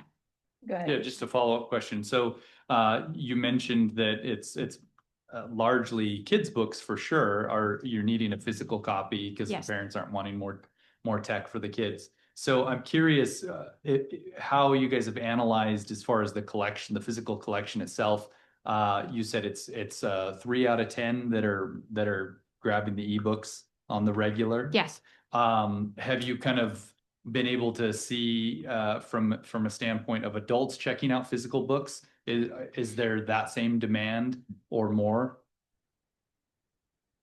Can you state the question Yeah, one more I time? guess what Sorry. I'm trying to say is if the demand for physical copies of books is largely children's books, has there been any thought into increasing that collection within the library, giving a larger share of the physical copies within the library to children's books because adults are often gravitating towards the ebooks? I guess that's my question. Yes, so I would say our teen collection is our smallest collection because of usage. Our children's collection and our juvenile collection are larger. Our adult collection is probably similarly sized, but our collection sizes are kind of based on what's getting read. So we look at how often something's checking out. One of the challenges we've had with our large print collection, it's large print. We only have one bank of shelves that we're able to provide for that. And we have people in that demographic who have read every single book in our large print collection more than once. So that's a collection that we are really struggling with, that we need to expand, but we don't have anywhere to expand it to. It's also, if you look at like space, children's books are skinnier. So we're able to fit more children's books in our children's room because they're skinnier. Our adult books are thicker. Our large print books are usually thicker also because the print is bigger, so they take up more space. So it's also one of those things where our children's books get used a lot, but we can do more with the space that we have because they're smaller. You know, if you're thinking about Magic Treehouse, that's a really skinny book. So there's a lot of pieces to the puzzle, if that makes sense. Sure. Yeah. Any other, Mayor Pro Tem? One more quick question, Jandy.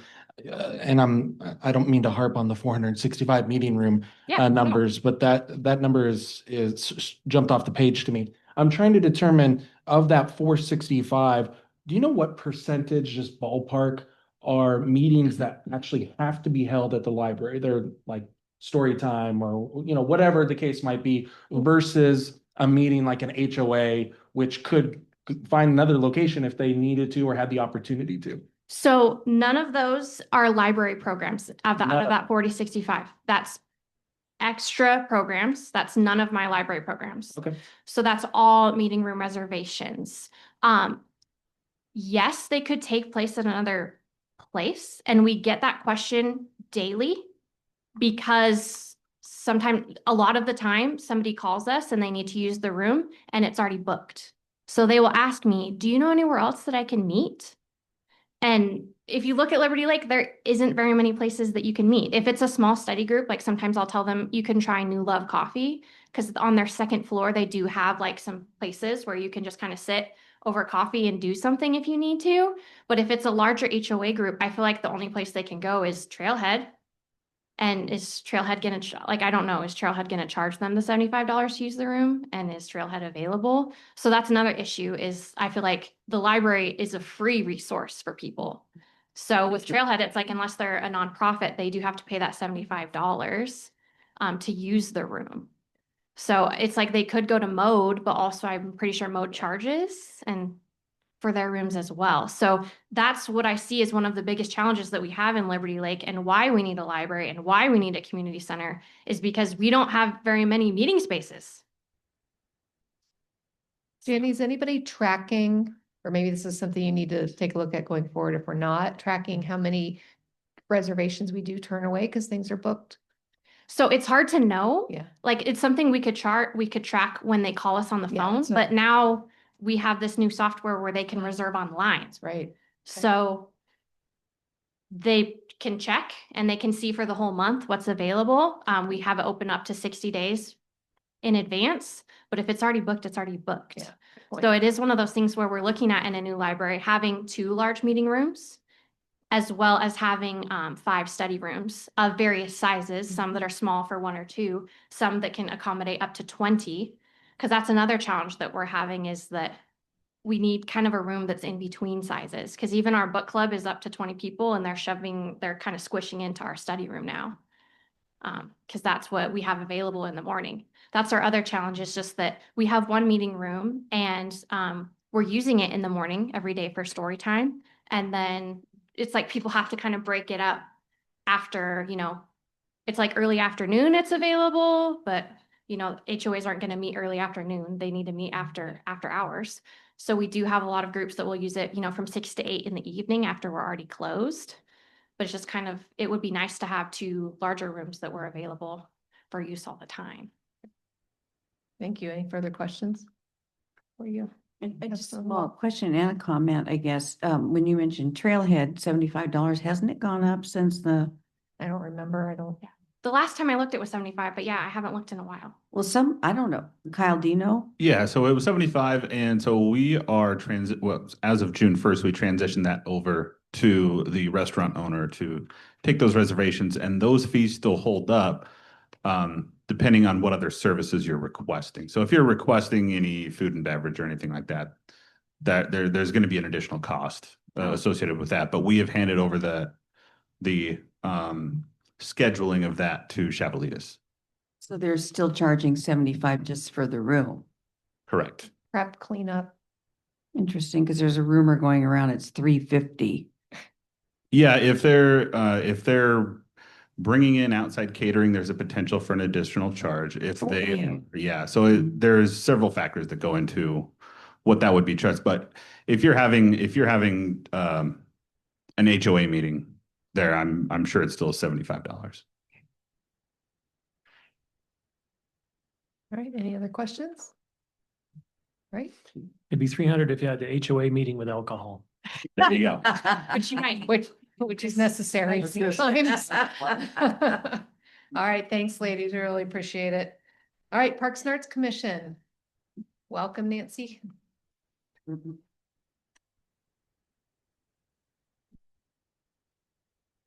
Good evening, everyone. Nancy Hill, Parks and Arts Commission, and I have slides. Evan? We should all be out in the park. It's a beautiful evening tonight.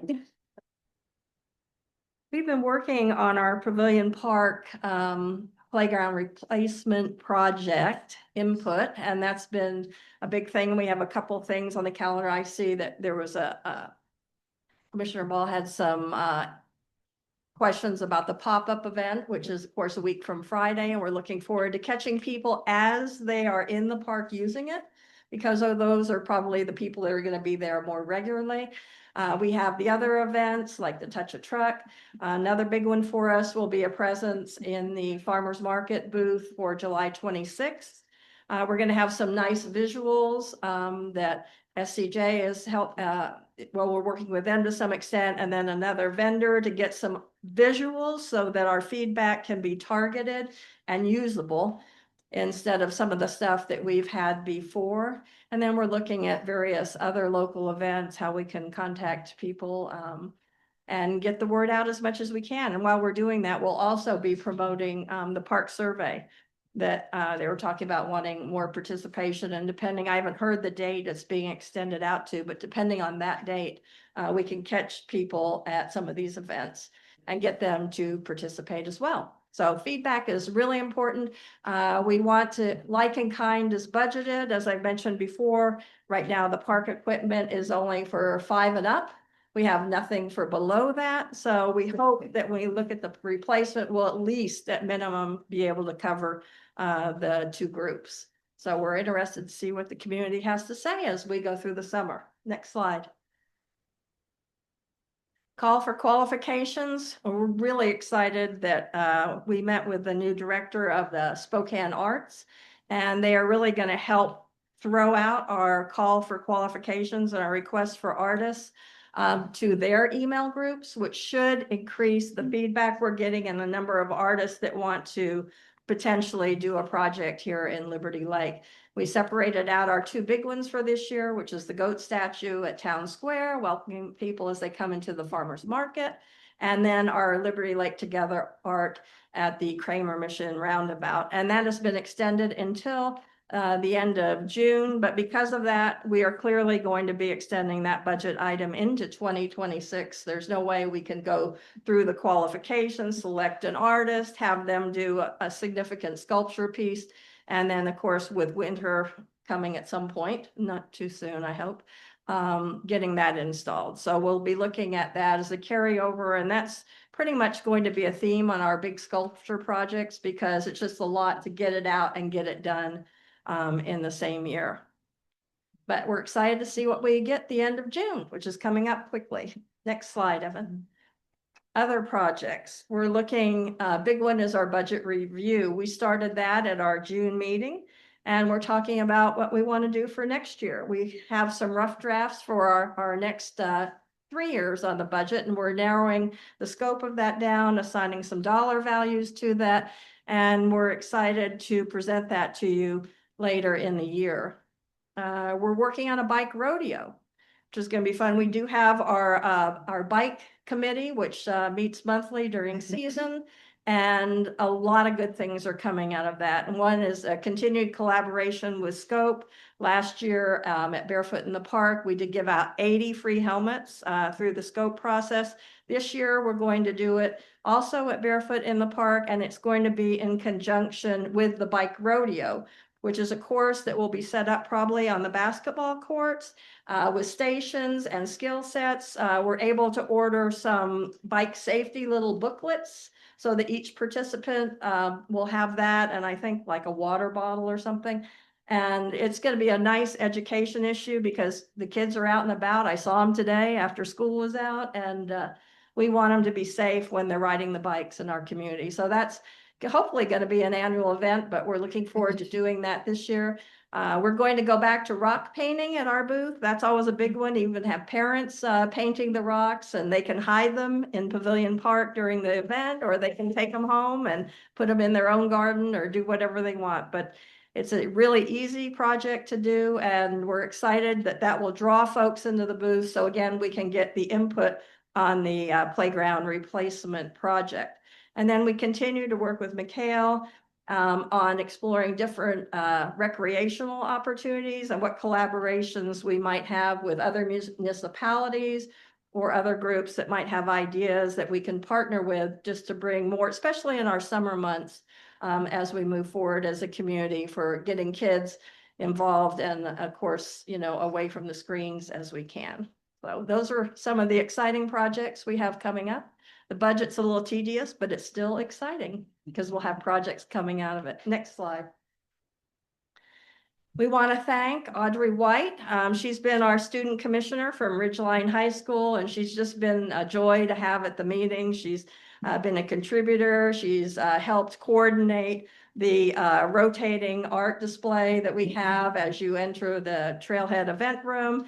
And we've also been talking about with the photography club there about maybe getting a few photographs of the Liberty Lake area in the actual Rotary room. So we're really excited to have her this year. She's termed out. June was her last meeting, and we're working with the high school on getting some more applications. So hope we get a student on board by the time we hit September. It's just a great perspective, and it's a great way of bridging us to the high school and involving them in art in our community. So we're looking forward to that. We have had all our other positions filled. Gary came on, I think a few months ago, you met him, and he's already a big contributor, and he can't wait to get to the playground to help gather information. And so he's going to be a great add to the commission. And finally, we just want you to know that the Parks and Arts Commission is dedicated to help city staff as we reevaluate our Christmas in Liberty Lake, and we hope to brainstorm some ideas and help with that any way we can to put together something that's unique to Liberty Lake that is truly ours. So exciting opportunities, and we'll see where that comes, but we're here to help in any way we can. Do you have any questions? Councilmember Ball, go ahead. So on the Liberty Lake Together statue, so that's been put off till 2026 now, or? Well, there are Liberty Lake Together is a project we do every year.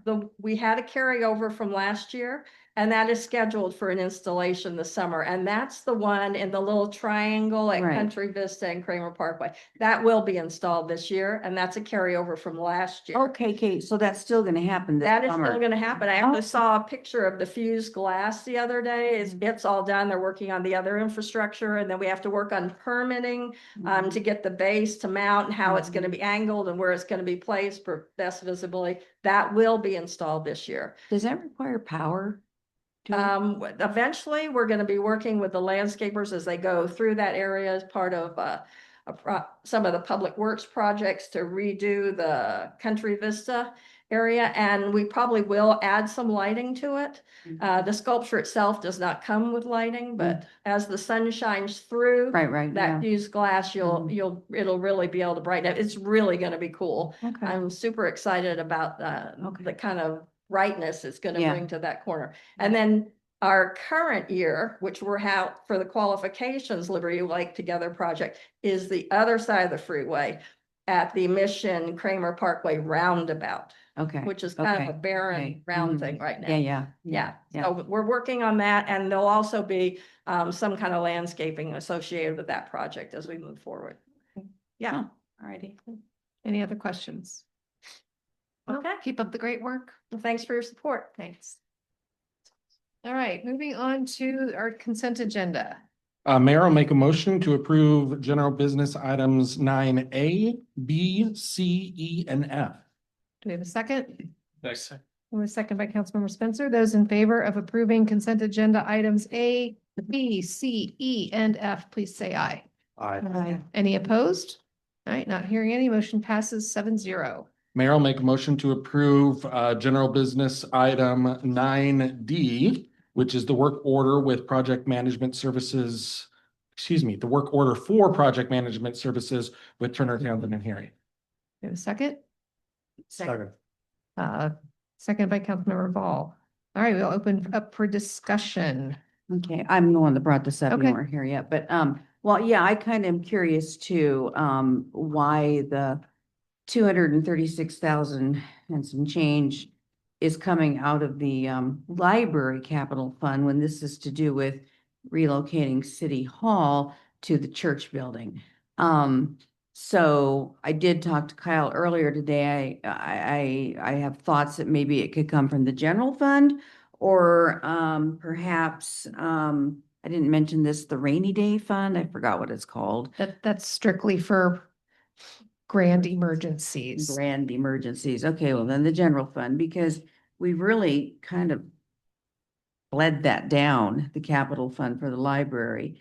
And so anyway, I just would like to see what everybody else has, what their thoughts are on this. I'd like to have Kyle address the question first. Okay, all right.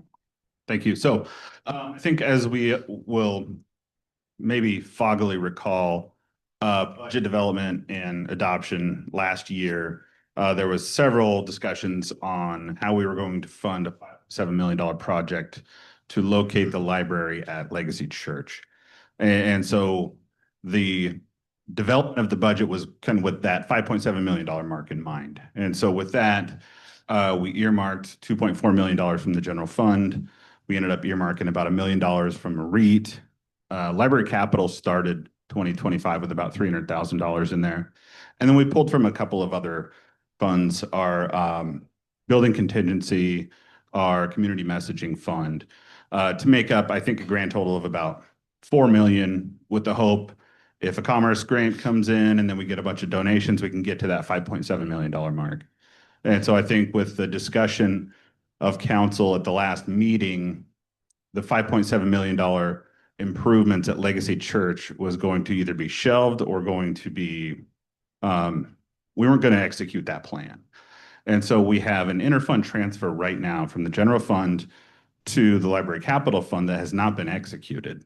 And so we also have an interfund transfer from REIT to library capital that has not been executed. So currently in the library capital fund, there's about $250,000. And so the discussion kind of veered to, if then we are not going to build a $5.7 million building for the library at Legacy Church, those funds are now potentially unencumbered, and we could use those funds towards the improvement of City Hall with the understanding that as we re-enter budget development this fall for 2026, we would re-engage discussions on the future of the library.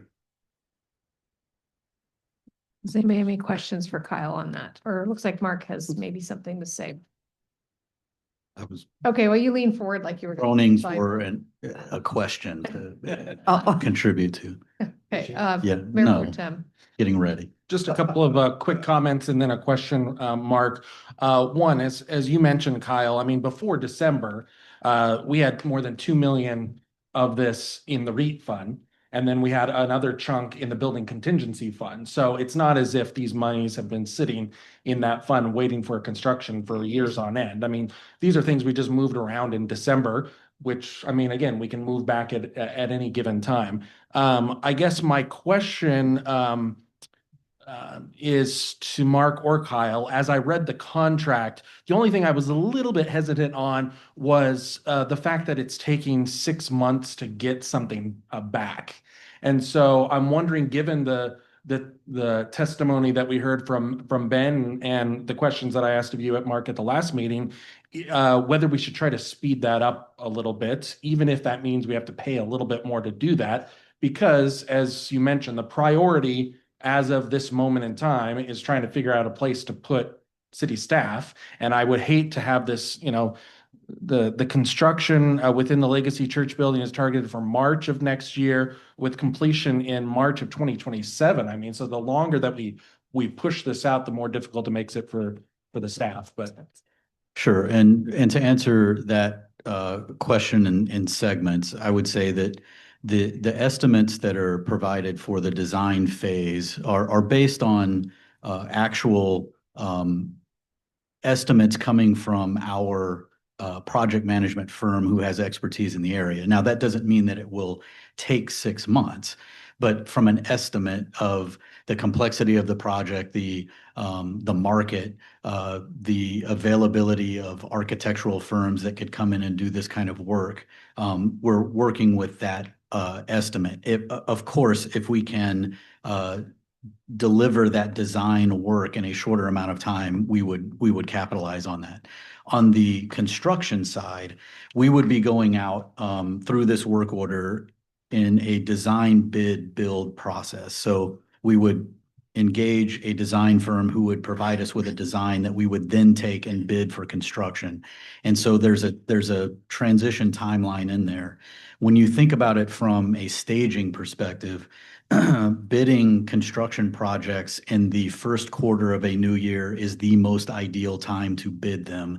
And so as this sets up for delivery going forward, regardless of when the design is completed, assuming it doesn't bleed into the first quarter of 26, the bidding work for the construction phase is set up at an absolute ideal time to get the best firm with the best price to bid that project. And so we're satisfied with that timeline. And again, if we can, through innovative design work or any other means, trim that year's estimate on the construction, we would endeavor to do that.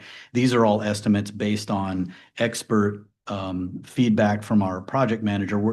We trust those estimates are accurate, but if we can trim them down in any way, we will do that. Okay, I guess my follow-up to that would be then, we talked about the Legacy Church building lease going through the end of October, I think it was. I would just want to make sure that if we were to extend that lease, that we do it maybe on a month-by-month basis or on a 3-month. It is already that. Okay. Well, then that answers my question, because I just didn't want to I wanted to make sure that we didn't have the building empty, for 6, 7, 8 months while we were waiting for the construction to get started. And to clarify the lease question, the last time that the lease was renewed, it was renewed for a 6-month term, which would expire on October 30th of 2025. And then the renewal is in perpetuity, month to month, with a 30-day termination. Got it. Yes. Got it. Thank you. Okay, great. And next questions, anybody?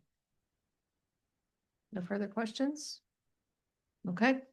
All right. So if there's no further questions, we'll go ahead and Move to a vote on action item 10A, otherwise known as 9D. So those in favor of approving work order number 3, the project management services agreement between Turner Townsend Hury and the city in the amount of $236,564, please say aye.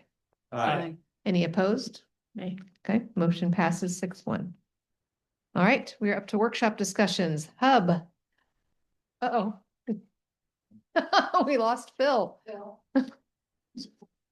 I think you're gonna tee it up, right, Kyle? Yes, I. Okay.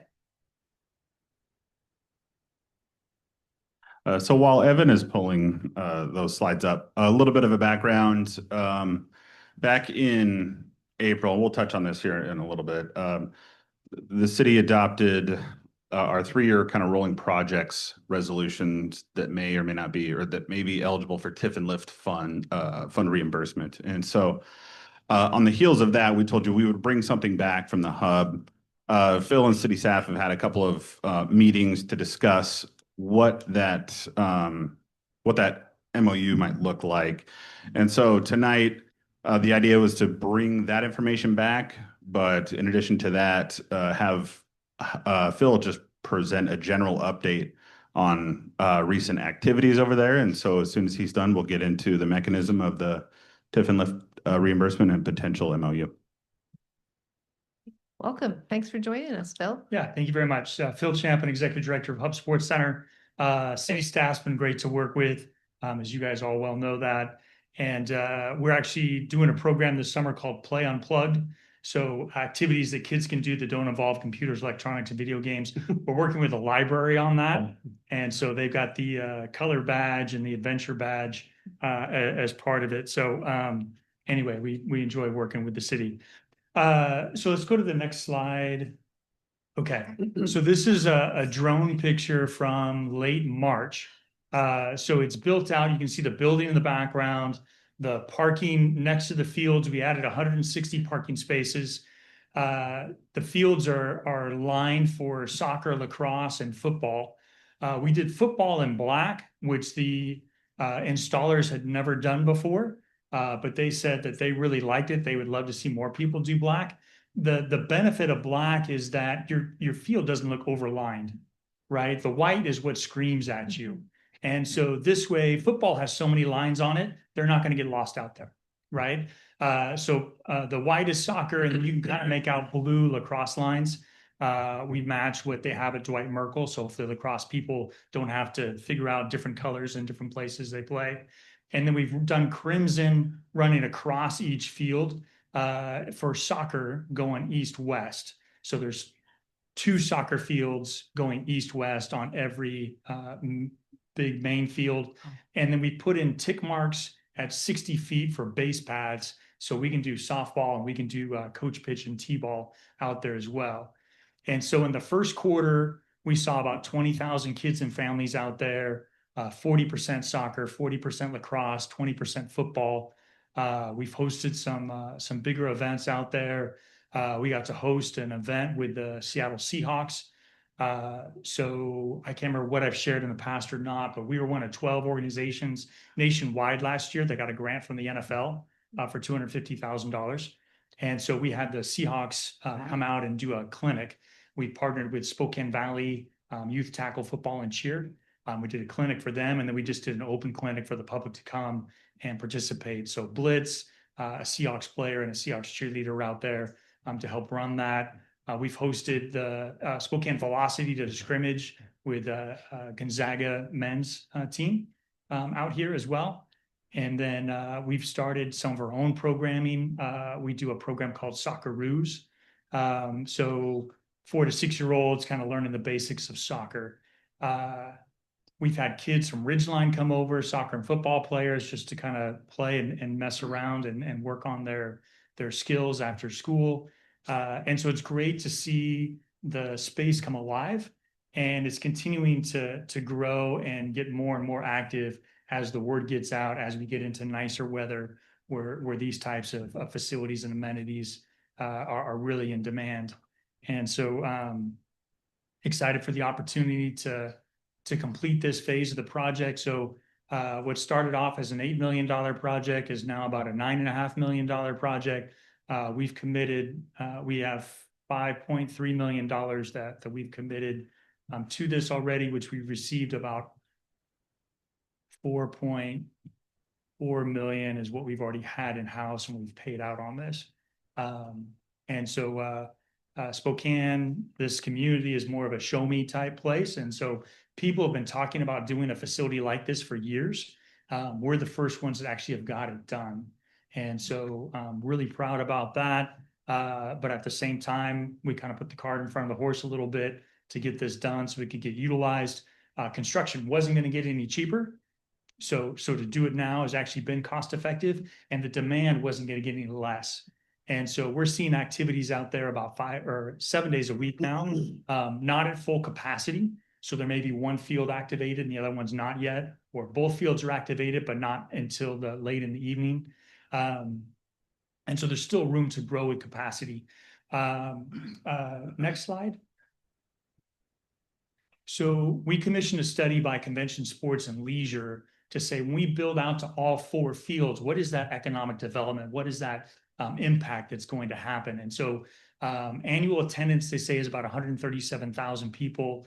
Hotel room nights, about 4,600. And then economic impact, about 5.3 million. Annual personal income and the 67 jobs and employment I hadn't seen before, but basically have an algorithm that says because of the activities that are going on in this space, those activities are going to generate 67 jobs in the community. So we'll take the Wendy's down the street or the McDonald's in town here is going to need to hire a couple extra shifts because activities are going on a regular basis. These numbers don't include our indoor space that we're already running. This is just on the outdoor space. I will say with 2 fields activated, you're looking about 35 to 40% of these numbers, because the big economic impact, the big economies of scale happen with 4 fields where you can do more tournaments and bigger activities that are that bigger economic impact driver. So we're on our way there, but we have to get this phase figured out, paid off before we can move into phase 3, which would be the next 2 fields. And I think that's it. So next slide, please, Evan. And so as you can see, the hub is doing phenomenal things, both on a local, but also on a grander region-wide level. And with the connection of Cataldo later this year, early next year to Mission, eventually to Kramer, that connectivity is going to do wonders for economic development within Liberty Lake. And so Can I jump in there? Really absolutely, quick? please Yeah, do. so people that come to the hub with their families, they want to go get maybe some quick fast food, or they want to go to a grocery store. They're looking for that Starbucks, right? Everything that they really want is back here in Liberty Lake, but there's no really direct connection yet. So extending Cataldo will be really beneficial to be able to push people back into Liberty Lake, because right now they go back out to Barker and they remember some amenities, one exit over at Sullivan, right? But the reality is the fast food isn't really there. The grocery stores aren't really there. They have to drive farther down Sullivan, but now they're already in the valley, right? So yes, extending Cataldo will be fantastic. So with that idea in mind, that was kind of the main, not the main, but one of the main pieces of understanding the benefit that these improvements will have on the city as a whole. And that was one of the main drivers of including that in our rolling 3-year Tiffin project update back in April. And so we did that with kind of the three of the following that you see here.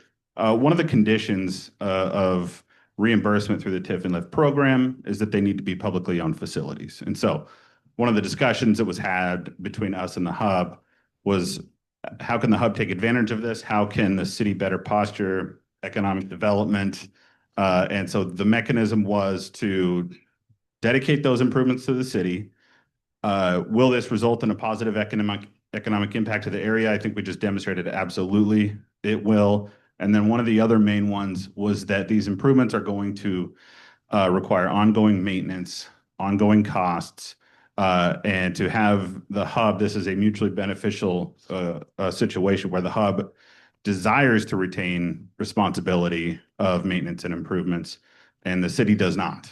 And so I think we have a beneficial mutual understanding of how we can execute this MOU and this dedication of this land. So next slide, please, Evan. So what you have here is the renderings of the overhead shot that you saw. And so with the improvements highlighted in red, that was the parking lot and the walking trail that you saw at the top of the drone shot picture that represents phase one of the initial discussions of potential dedication of land and improvements from the hub to the city. And this is the improvements shaded in red are the only improvements included on our TIF and lift resolution as of this moment. If we realize the sunset of the TIF and lift at 2034 and those funds allow for it, we will bring back potentially subsequent reimbursement requests for Field 1 and Field 2 in out years. So this is just for our discussion tonight, it would be for the area shaded in red. Next slide, please, Evan. So with that, we have been working with Sean and the hub and the board on an MOU. We have a rough draft at this moment that will include the following that you see here. Obviously, the hub will continue to maintain and manage improvements at their expense. They will be responsible for the utility costs. They have included language to provide priority and discounted reservations for city-sponsored events. They have requested that a flock camera be installed at the site, at the entry. And I think at a mutually beneficial understanding that we have multiple years of this to the greatest extent that we can to have this MOU, because that agreement, city staff and the hub believe is a mutually beneficial one. Next slide, please. So some of the next steps. So we called this out a little bit back in April when we passed the TIF and lift resolution. We have been working with Phil and the hub board on some of that language that's going to be included in the MOU. And so what's going to happen next, we will finalize that language with Sean and the hub board, and we will bring that back to city council for consideration. The hub will formally deed that land and improvements identified as the parking lot and walking path city that you saw shaded in red to the city. And then the last step would be that the hub submits construction plans and costs to the county for consideration of the TIF and lift reimbursement. So with that, next slide, please, Evan, we will stand for any questions. Nobody's raising their hand yet. I'm going to ask, I'm pretty sure I know the answer, but for everybody else's and the public's education. So you guys don't currently pay property tax because you're a nonprofit, correct? We do pay property tax. Okay, so that would be a negative, that would be something that would fall off of, it's probably not that much that the city gets, but I just. Right, that would be it'd be a nominal amount in the grand scheme. But that dedication, yeah, we would see a potential very small dip in revenue, but Right. nothing. Yeah, that would move nothing the to needle. worry about. Yeah. But, I look back at this, Phil, and I remember you standing there in 2010 and I wasn't been on the council long at all, asking for the city to partner with the hub. And at the time, we were not in any position to do so. And I love the fact that we are now. Great testament, as always, to your great work. Thank you. All right, Councilmember Dunn. I just want to echo that for me, this is one of the most, I would say, impactful public-private partnerships in the county. Our ability as a city to partner with a nonprofit to deliver services to the community, it's unparalleled. So thank you, Phil. Thank you. I don't know who was first. Oh. Rock, paper, scissors. Okay, Councilmember Baldwin, Councilmember Curtis. So why do you have to pay property taxes if you're a nonprofit? Real quick, there's certain buckets that you can get into as a nonprofit that would exempt you from property tax. One of the buckets is youth and character building, which means that we can only do programs for kids under 18. And so we're not willing to give up While we do 90% of the programs for that age group, Right. we're not willing to give up some of these other programs that we do for adults and seniors Oh, I see. at this time. So for the building, we fit into a different bucket. So we have a property tax reduction, but we don't have a property tax exemption. For the Fields project that we're on right now and the undeveloped land, we're paying full boat on those for property tax because we haven't started any programs or done anything in that space to fit into a new bucket for that property. That could change in the future. Correct. Yeah. One more question. The flock camera will be at the entrance as you're driving in, like right at the get-go, or? Where our property starts, if you want to go back to the slide with the colors. So that bottom left corner in pink, a camera there would capture everybody coming into our site, whether they're going to the fields or going to the facility. We have had Liberty Lake Police Department out a handful of times in the past couple months because of, we'll call them car shows that have shown up in our parking lot unannounced and unreserved. And so we appreciate our relationship with Liberty Lake Police Department. Okay, thanks, Bill. Yeah, you're being nice with the car show Thank you. name. Very nice. Councilmember Curtis. Two things. It was really nice to see the drone footage 2 years ago-ish. You were here with the plan, and it's really awesome to see that it's actually here. Yes. And the way you guys did the lines and everything, that's super awesome that you can do multiple things. Thank you. My question for the MOU piece was more about, I guess, risk management, liability, insurance, those type of things. Who pays for it? Who gets sued someday? Like, that. You. Yeah, that's, I mean, basically what we're looking to do here is, as Kyle mentioned, we want this lease, this term agreement to be as far out as possible. That's what's going to cause comfort for my board is that there's a long-term view of this. We realized as an organization that this might be the best pathway for us to continue to get this paid off and continue to build and add more assets to be able to expand our capacity to serve and to do that. But we also want to maintain the programming. And when a kid or a family shows up to play or participate, they don't care if the city owns it or if we own it. They just want to have opportunities to program and do this. And so we feel like we do a good job at that. And not to add additional responsibilities to Mikhail or the Parks Department here. We've already set up a budget to own and operate this ourselves. So we feel very confident in the sustainability of this, controlling the operations in trade for being able to use these types of dollars to help the economic impact for the community. Thanks. Yes. Anybody else? Councilmember Van Orman. Just want to weigh in and say how incredibly proud I am of both you and the board. Knowing 2008, 2009, that wasn't even going to get built. And here it is, sustainable and going forward. Congrats. Thank you. Thank you very much. Right. Sorry, I don't know how to turn the phone off. Yeah, thanks, Phil. I just have to say that lost property tax revenue is kind of going to be a deal breaker. I'm just kidding.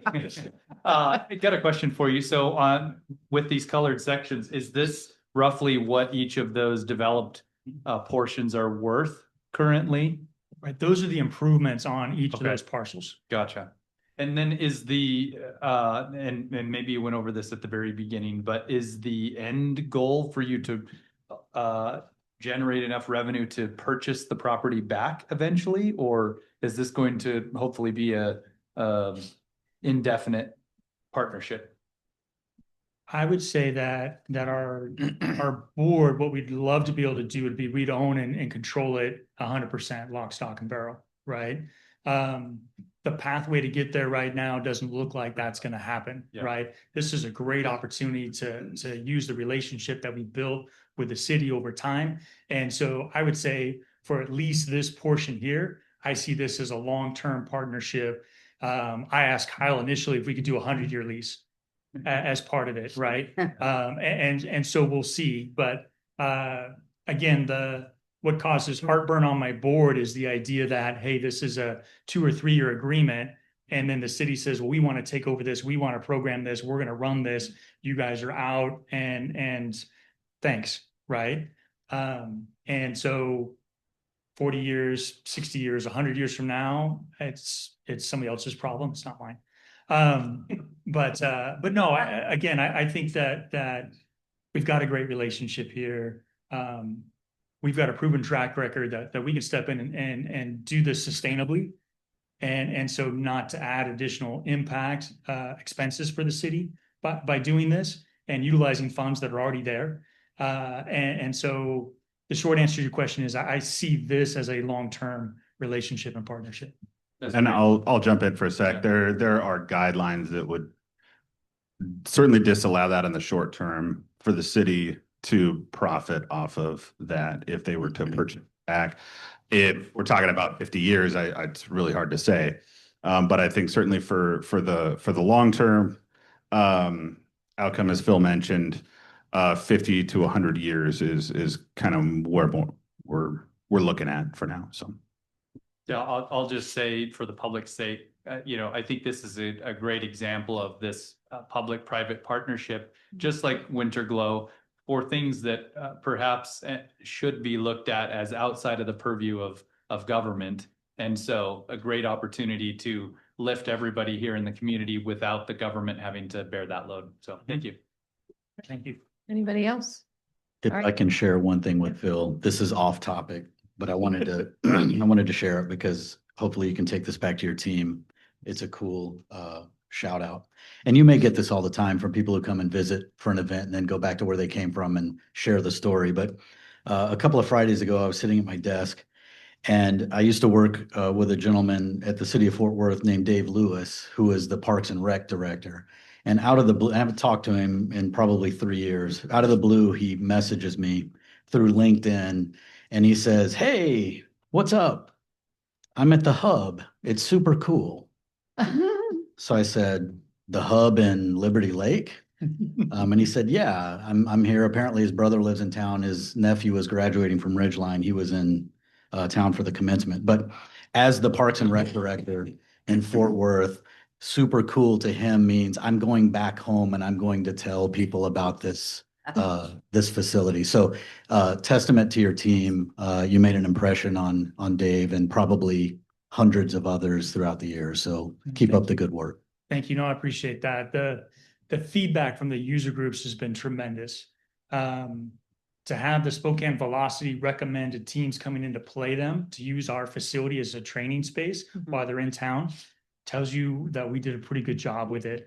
And so super proud of what we've been able to deliver so far as a step to a bigger vision. And again, to be able to serve more kids and families. Thank you for sharing that. I really appreciate it.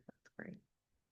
Okay, well, if we're a workshop, there's no actions required. So we look forward to the MOU coming back. Super. Thank you very much. Thanks, Scott. All right, if you want to tap the guys outside the door, Phil, while you're up.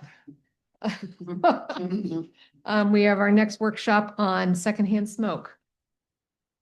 And I'll start out, Mayor, while they're coming to the podium. And so, as you mentioned, I'm going to invite Chief Simmons and Deputy Chief Morgan to come in and help supplement the workshop discussion that we're going to have.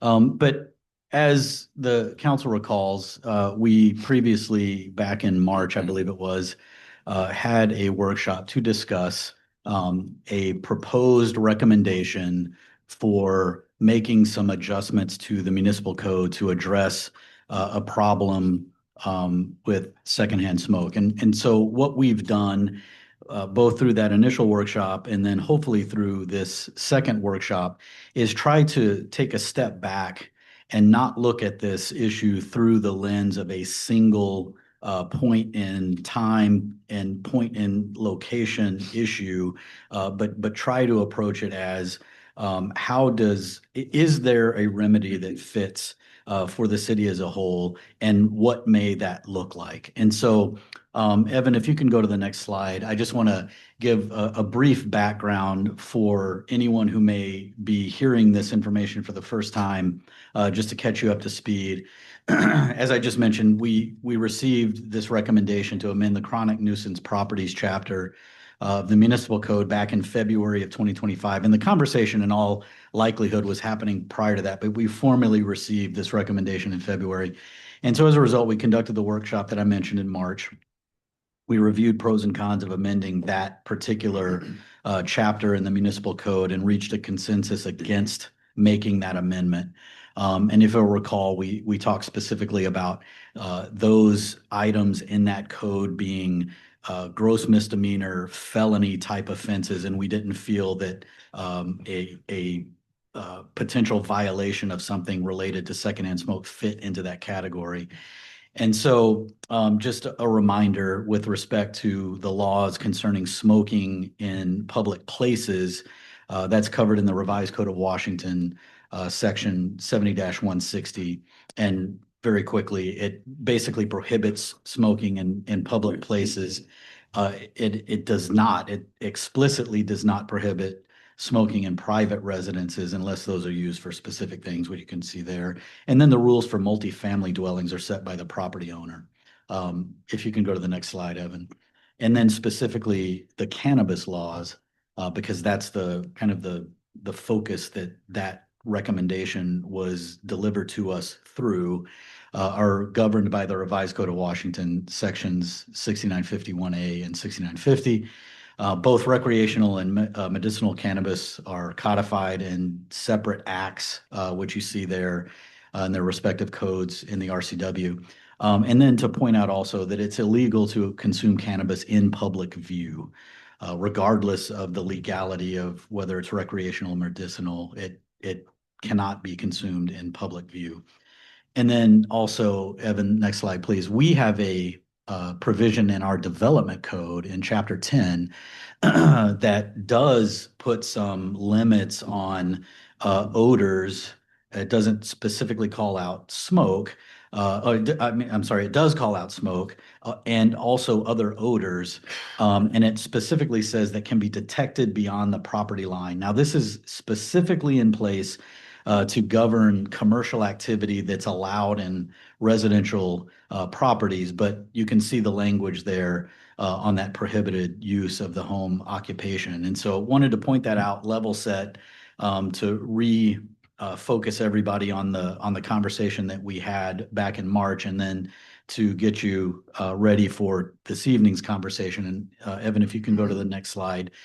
As we talked about in a previous meeting, we wanted to bring back this conversation and go through pros and cons of considering whether this is appropriate to make a civil infraction, which is governed by RCW Chapter 7.80.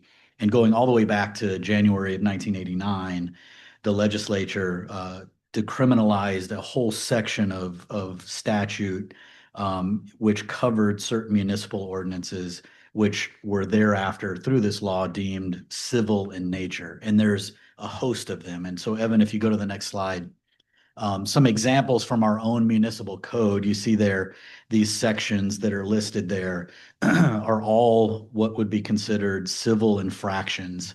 In fact, in Lisa's briefing earlier this evening, she talked about weed and vegetation control, which is part of what code enforcement enforces.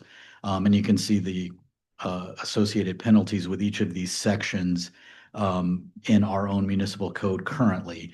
And so the one thing to point out with respect to the penalties is that the penalties are subject to a host of different conditions and exemptions. And so looking at a number on a penalty, in many cases, that penalty is never applied, right? It's some proportion of that, or there's a condition that exempts that of some kind.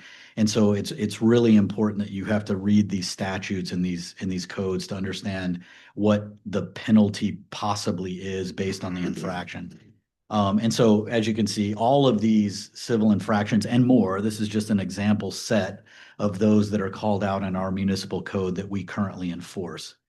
And so, Evan, next slide, please. And so if this is very high level, kind of a flow chart that maps the course of a civil infraction. These don't have to start with a complaint, but assuming that they do, you see the process there starts with the complaint, which leads to some kind of investigation. There's a determination made if there's a violation that's occurred. If the answer to that is no, it ends right there. If the answer to that is yes, there's a citation issued, and then it is resolved through either payment of the citation or a contest of some kind that goes through the court. And in this case, we're playing on the playing field of the district court or the municipal court. We don't currently have a municipal court, but we've had those discussions about possibly in the future having one. So if we established a municipal court, these civil infractions would likely come through the municipal court for resolution. And so at that point, Evan, if you go to the next slide, I want to pause and bring the chief and the deputy chief into the conversation at this point and introduce the discussion point and to talk at this point about what is the infraction that we're talking about. You've heard the discussion that has led up to this. If you'll recall some of the guests that we had in the past, there are, neighbors doing certain activities that are causing smoke to drift over the property line. And so at this point, we want to go into and open the floor for discussion from council members about what is the actual infraction that we're proposing here, because the answer to this question could lead to a lot of different paths. And the chief and deputy chief have a lot to say here. And so as we're discussing, feel free to ask questions and they will provide answers.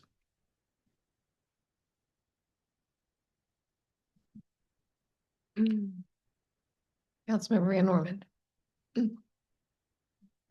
I've had some difficulties with this whole subject. One, avid case, people need to breathe. But the other is what we do for one, we need to do for all. And when it came to smoke in general, people's backyard bonfires, or being able to just smoke in their own house, that to me, is where you kind of draw the line. Can you kind of embellish a little bit of where you guys have come as far as this? That was one of my concerns. That was one of my concerns is making an activity that the state has already said is legal, as long as you're within legal bounds of the current RCW, as far as cannabis smoke or any other smoke, for that matter, taking something that's already been protected by the state and making it illegal. There's a lot of issues with that. I believe, and this is my opinion, and Sean and Mark and I have had numerous discussions on this. It is my opinion that if you were to even make this a civil infraction, it sets the city up for a lot of civil liability. And it sets up the police department for more than that. We live in a day and age, especially with our Criminal Justice Training Commission, where the slightest mess up can get an officer decertified. There's officers that are, unfortunately, and this is my opinion, going to prison for use of force incidents that are completely justified because of, political pressures and et cetera. And so we're talking, this is only an infraction, but when you send officers to people's residences and people have a strong, feeling that this is my residence, this is my house, and you can't be here, this is my property. Unfortunately, bad things happen sometimes. And if we go and try to enforce, number one, if there's an ordinance passed and we go and try to enforce such, or that ordinance, it just sets your people up for failure. And that's just my opinion. Because right now, we have issues enforcing misdemeanors and felonies. Bad things happen sometimes when you go to people's houses. And so, again, there's just a lot. There's a lot to it. And we can say, well, it's just an infraction, but it's something that we still have to, number one, it has to occur in our presence. That's the first thing. We're talking a lot of search and seizure issues. The public view thing is, for us, that doesn't matter. Even if the public sees someone smoking in their backyard, our terminology, it would be open view. If you're in your backyard, you have a legal right to be there. they have a legal right to be in their backyard, and that's an open view issue. There's been some recent case law with officers entering people's backyards on serious felonies. The one that I'm specifically thinking of was a shots fired, where there were shots fired. The officers were literally out on the street. They heard shots fired from a backyard. But when they went up to the backyard, they saw two gentlemen sitting on the backyard, in the backyard on the deck, laughing and joking and having a beer. They entered the backyard and detained both of them. And the court said, no, you can't do that.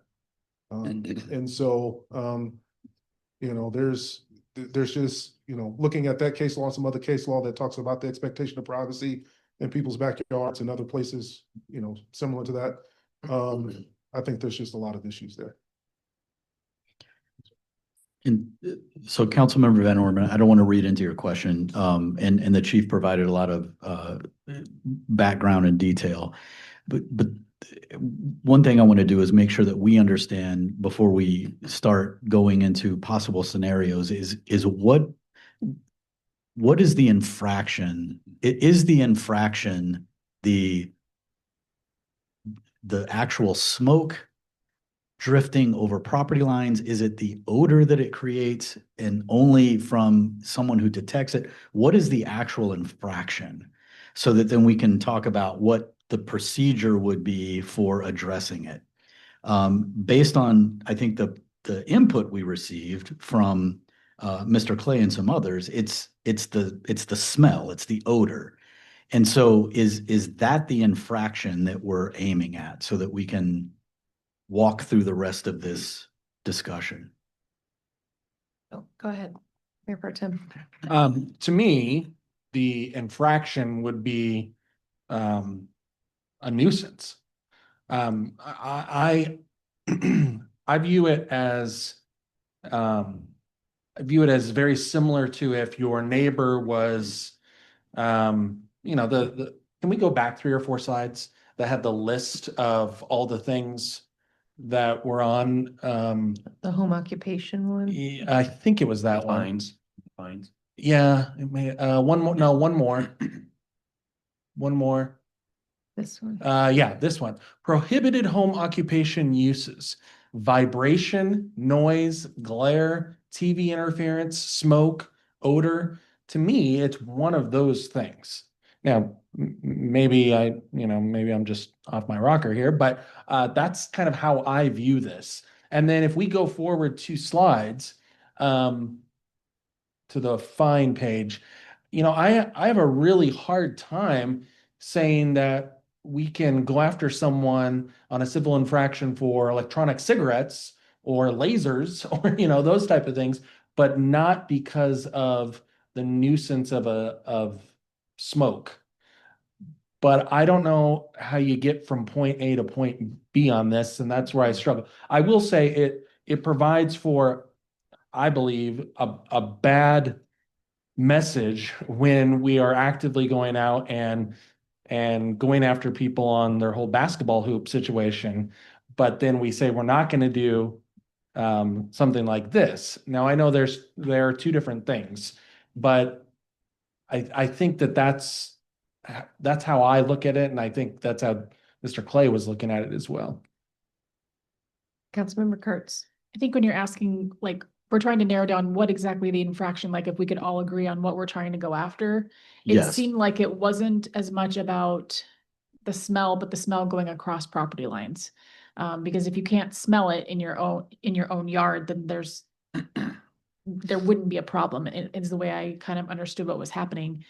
So I guess when it crosses property lines and affects your yard, I guess from my perspective was what I thought I heard the concern to be.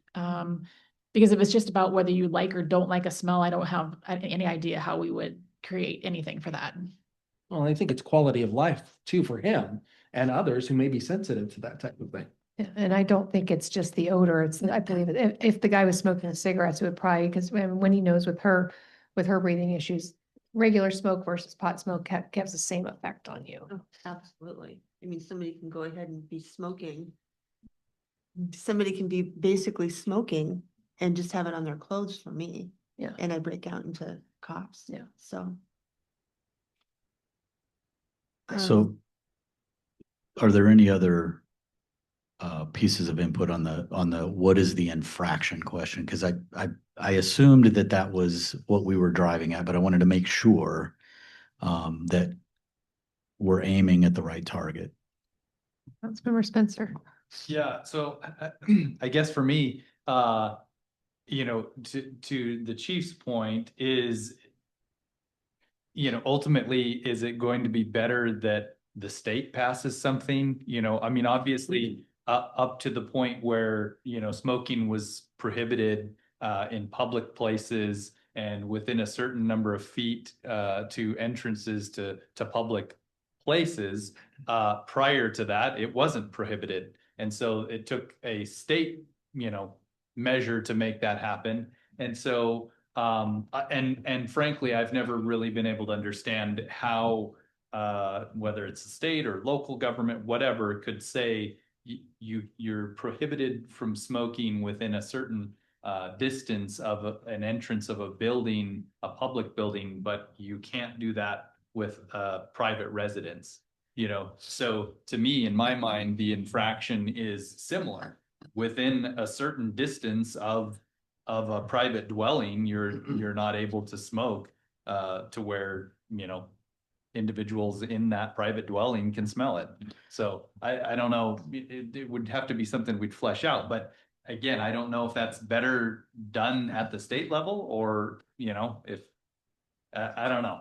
Because I know Sean has mentioned this in the past. Are we looking for a, you know, a problem here that you know, we're gonna get sued, you know?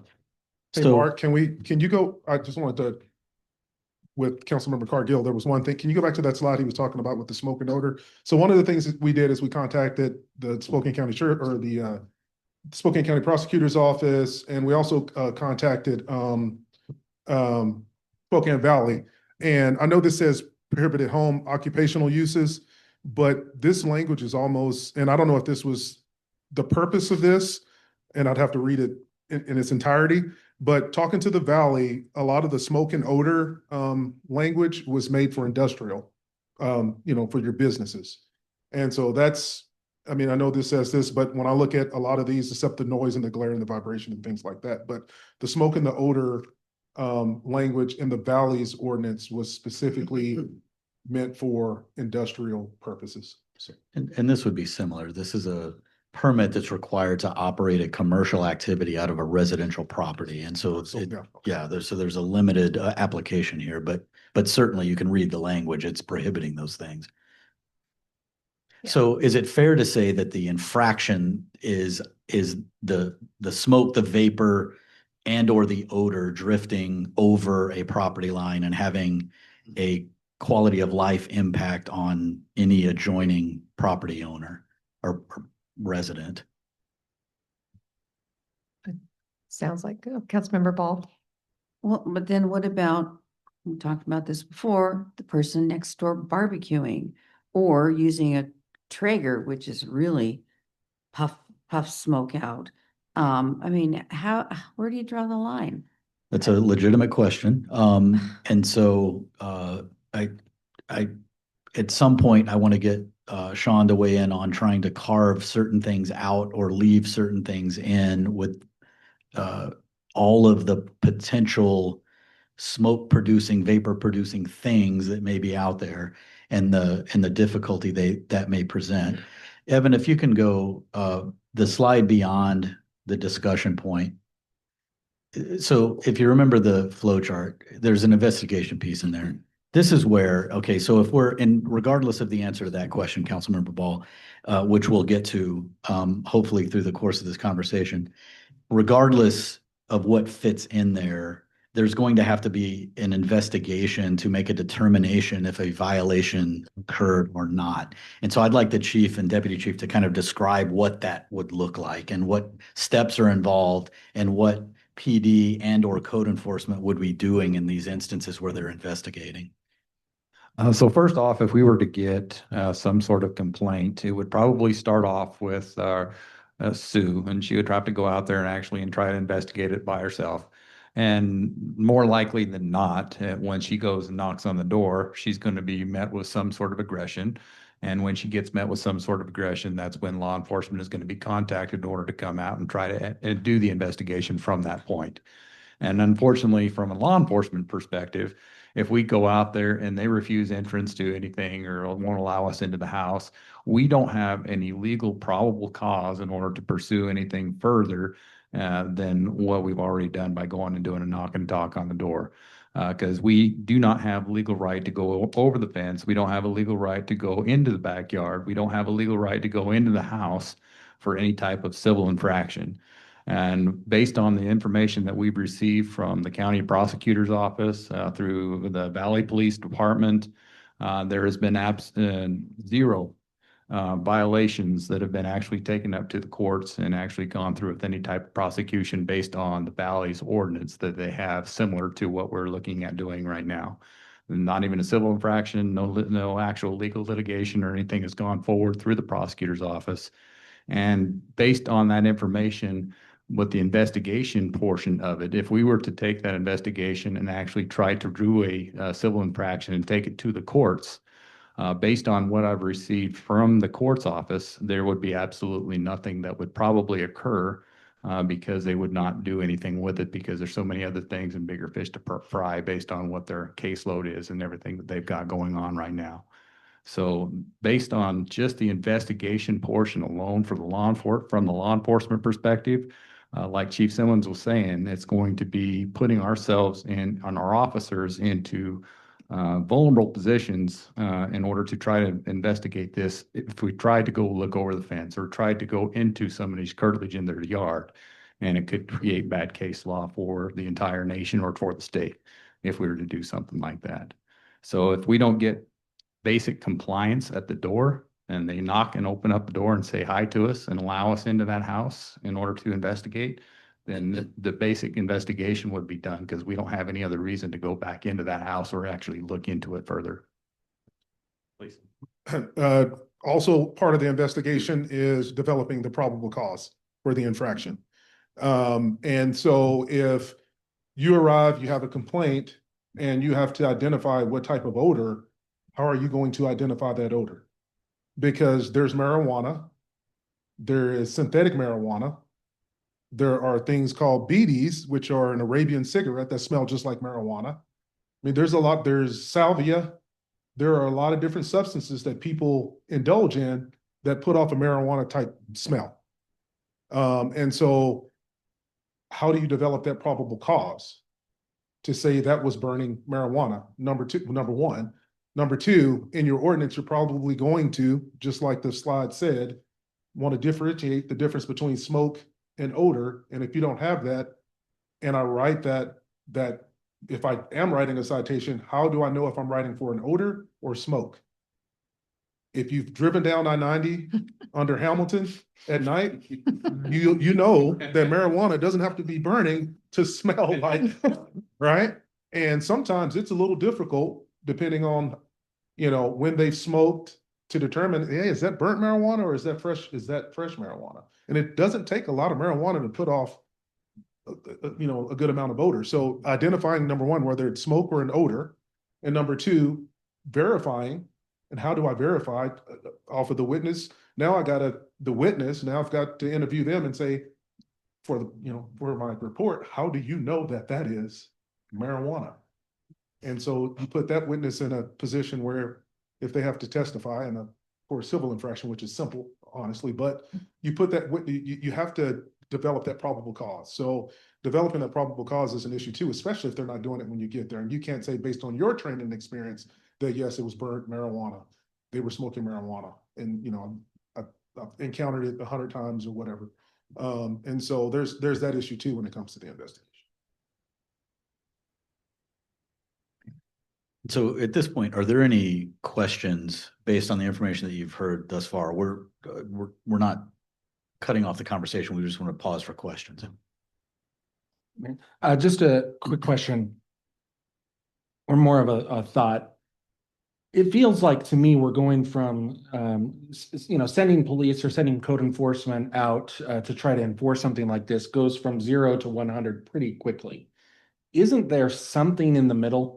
Isn't there, for instance, if and I don't want to compare us to the HOA, but if if you park a boat or a trailer in your backyard and it's over the fence, or if you don't mow your lawn for a while, you get a nasty gram from the HOA.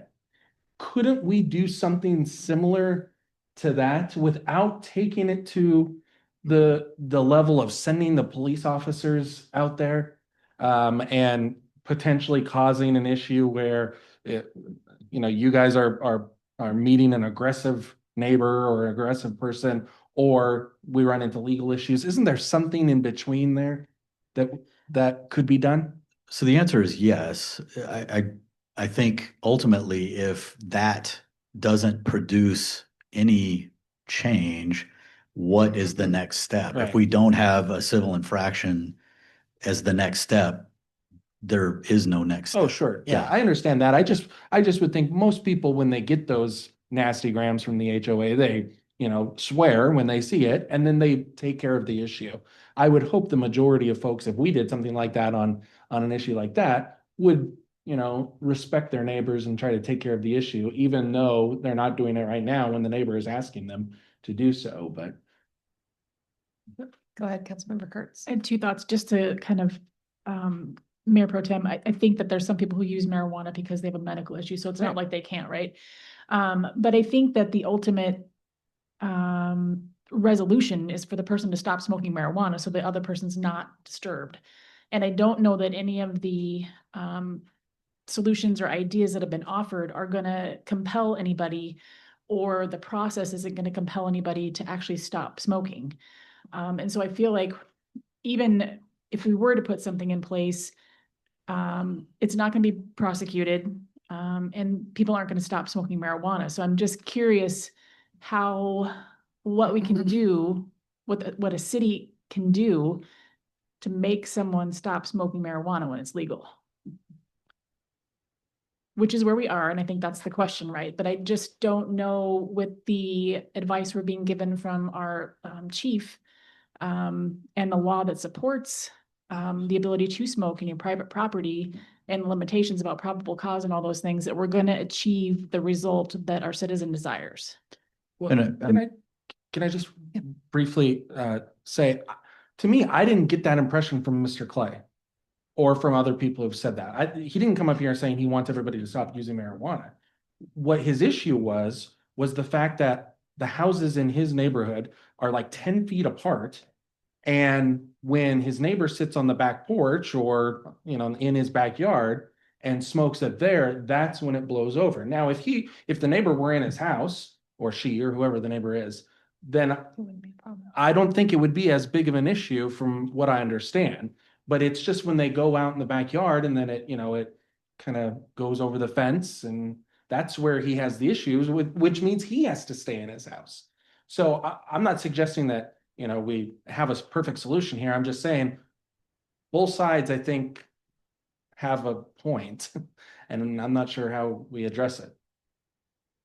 Yeah, so I'm glad that you brought that up, because we don't necessarily need to go through it. The part of this, the next step in the process is not ours to manage, it's the courts.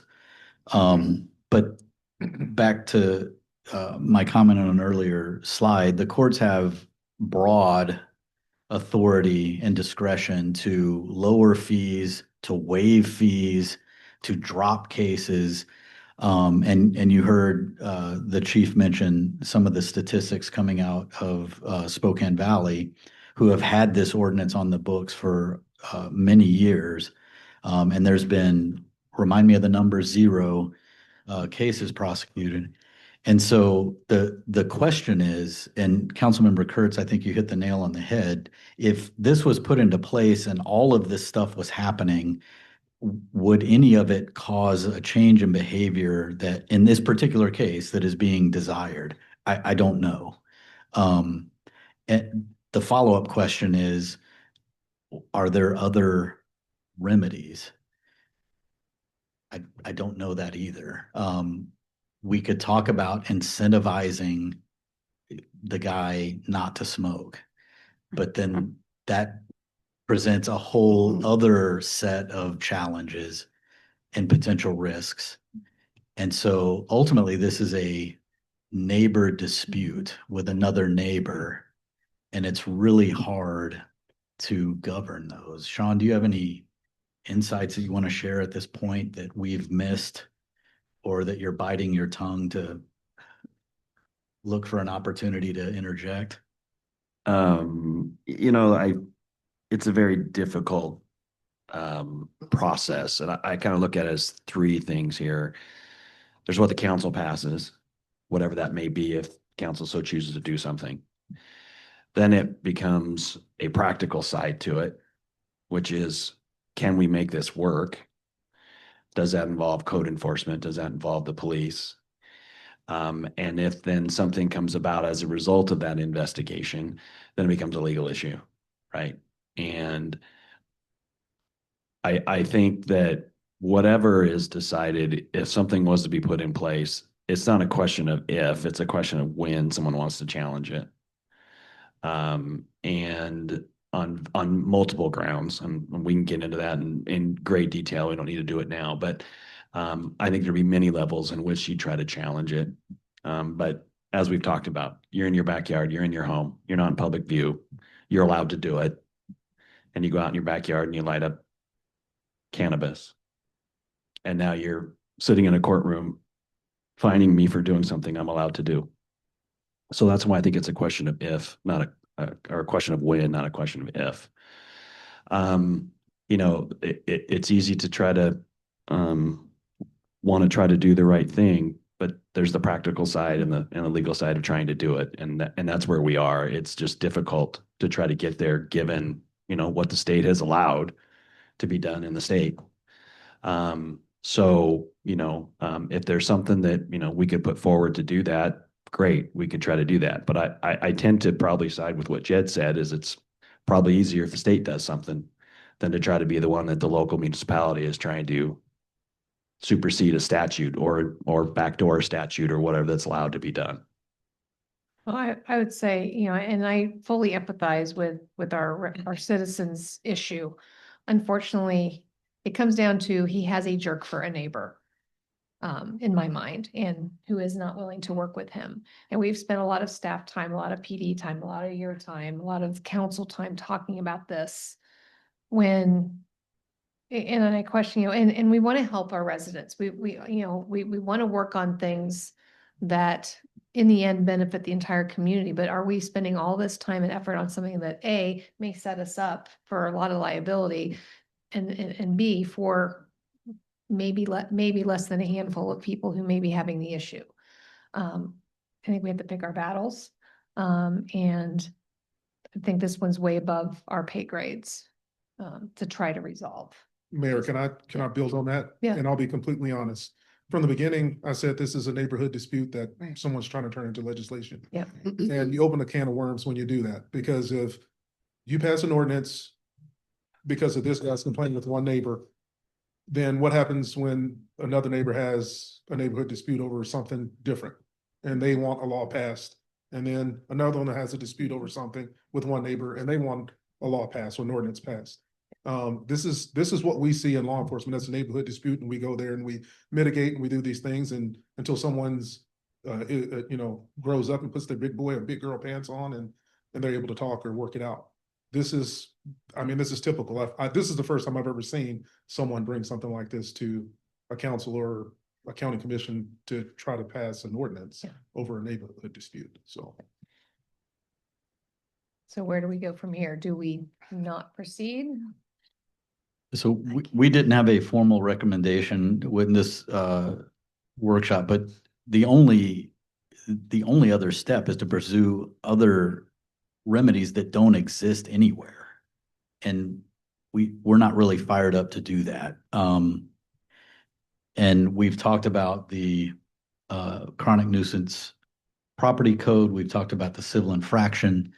Those are the two likeliest remedies, and we've reached consensus that neither of those are really palatable.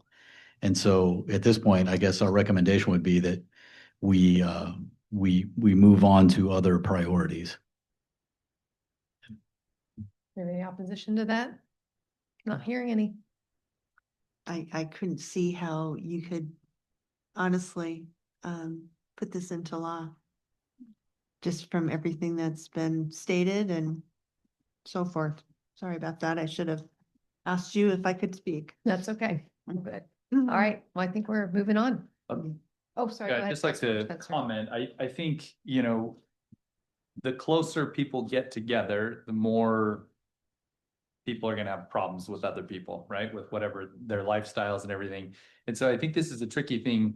I don't necessarily think that nothing can be done, but I feel like it is a tricky issue until perhaps the state, but it's always like, you know, who's gonna pass the buck? And, you know, I think a lot of government is best done at the local level. But yeah, this is a tricky thing, because if the state were to come out tomorrow and say, you're not allowed to smoke anything, you know, cigarettes or marijuana within 20 feet of a residence, you know, in open air, right? Then it would be very easy for us to go ahead and start moving forward with doing investigations and all that stuff. I think that the problem is the question is, are we willing to do that here locally with there being no other precedent in the state? Because it sounds like there is no other precedent. And I guess the other question is, you said that in the Valley, they do have something on the books similar to that. They've prosecuted 0, but did they say whether there had been any complaints? No complaints. No complaints. No complaints. So obviously, we know we would have complaints. We had multiple people from that same neighborhood show up to city council and say, this is a problem in our neighborhood. So it's not just one neighbor. All of the neighbors in that cul-de-sac have a problem with this issue. And I guess the question is, because, you know, obviously none of us are dealing with this in our own cul-de-sac or our own street. Otherwise, we'd probably think very different. I think we can all empathize with what he's going through, because perhaps we've had issues with neighbors in the past, but thankfully they moved on, or thankfully we were able to move on. I think it's a tricky issue because of the fact that, you know, like he said, he paid, I don't know, $750,000. It's not just simply like stop playing in that part of the playground, kiddo, and go over here, just avoid the situation. He can't avoid it unless he's literally going to sell his house and leave. So I guess that's my real heartburn with just saying, well, we don't want to take this on because there's really nothing we can do. But again, I don't know what the solution is. Can I bring up something from a Yeah. public safety standpoint Sure. just in case this is revisited again? So here's some food for thought. If someone can't smoke marijuana in their house or even in their backyard where the law says they can, where do they smoke? Inside. Because it's a controlled substance, like alcohol. So now you have people getting in a car, driving down the street, smoking in their car, or going to the park or down by the river to smoke, and now they're behind the wheel of the vehicle. No, and I just to your just point, food for thought. I think the ultimate, if this ever comes to this point in the state, for instance, I think it's gonna be, you're limited to your residence inside. Like you're not allowed to go out on your deck Yeah. and smoke 10 feet away from the deck of your neighbor because it's causing problems. So yeah, you're gonna have to stay in your residence to do this. So. Councilmember Paul. Well, that was an interesting comment that everybody in his cul-de-sac has a problem with whoever this person is. Do you know that for a fact? I don't, I'm not gonna say everybody in the cul-de-sac, but we heard from at least 3 or 4 residents that night that he came in that were all on that street. So it wasn't just Mr. Clay. Okay, but the bottom line to me is this comes down to, your personal rights and as to reiterate what Mark said, this is a neighbor thing. I mean, they need to work it out. And if they can't work it out, then end of story. But I don't think there's any good end to this except for like you said, maybe the state will come up with something, but I don't think we should waste any more time on this at all. All right, okay, good. I'd like to make a motion to extend the meeting. Thank you. That's the note I passed the mayor pro tem. 10:30, 9:30, not 9:30. 10:30. Yeah. All right, do we have a second to extend the meeting tonight? We have a motion and a second by Councilmember Mayor Pro Tem Cargill. All those in favor of extending the meeting to 9:30, please say aye. Aye. Any opposed? Okay, we're extended to 9:30. Okay, moving on. We are up to council comments. Do we have any additional council comments? Okay, Councilman Kennedy. was ladies first. Okay, Oh, Councilmember well, Hall. we had a little quickie side conversation back to Winter Glow and the light poles. Okay. Lighted wreaths of some sort, you know? And Rick, just keep in mind Mark's comment about whatever we do this year has to fall within the current budget. Oh, yeah, no, Yeah. I understand, but you know, I'm just putting it out Yeah, there. Shoot your ideas He to, started with the light Yeah. poles and then. shoot any ideas to Jen All right. and Mikhail. Councilmember Kennedy. Thank you, Mayor. Comment I have is probably the chief or deputy chief probably going to be involved in this discussion on it, if I can bring it up. One of our joyful things, e-bikes. I know we've had an ongoing challenge in this. Somebody want to extend the meeting to 12. I know we've had an ongoing challenge in the city is that we are a golf course city. We have paths, we have golf carts, you know, we encourage that. Everything is great on it. That was long before we started getting the e-bikes, things of the sort here. Now, it does create a challenge with the golf carts. But the city did a very good thing when they started saying, okay, register your cart. Because the best reason for that was not to try to keep track of somebody other than if the cart was ever abandoned, we had no way of knowing who owned it. Correct. So we had an identification it was. But the other thing is most advantageous is this. If we see something in a cart, there's a number on it and there's an infraction going on, then contact the police department with that cart number. Because now we have something to follow up on versus a citizen coming in and saying, oh, this happened and the city doesn't do anything about it. We can't do anything about it if we don't have any proof or something to try to police it. The e-bikes is a different story.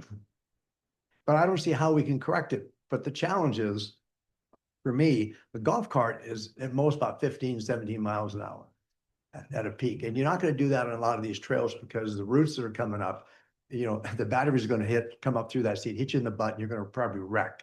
But the e-bikes have tremendous speed. And I've observed them on the trails where these young kids are really going fast, extensively fast.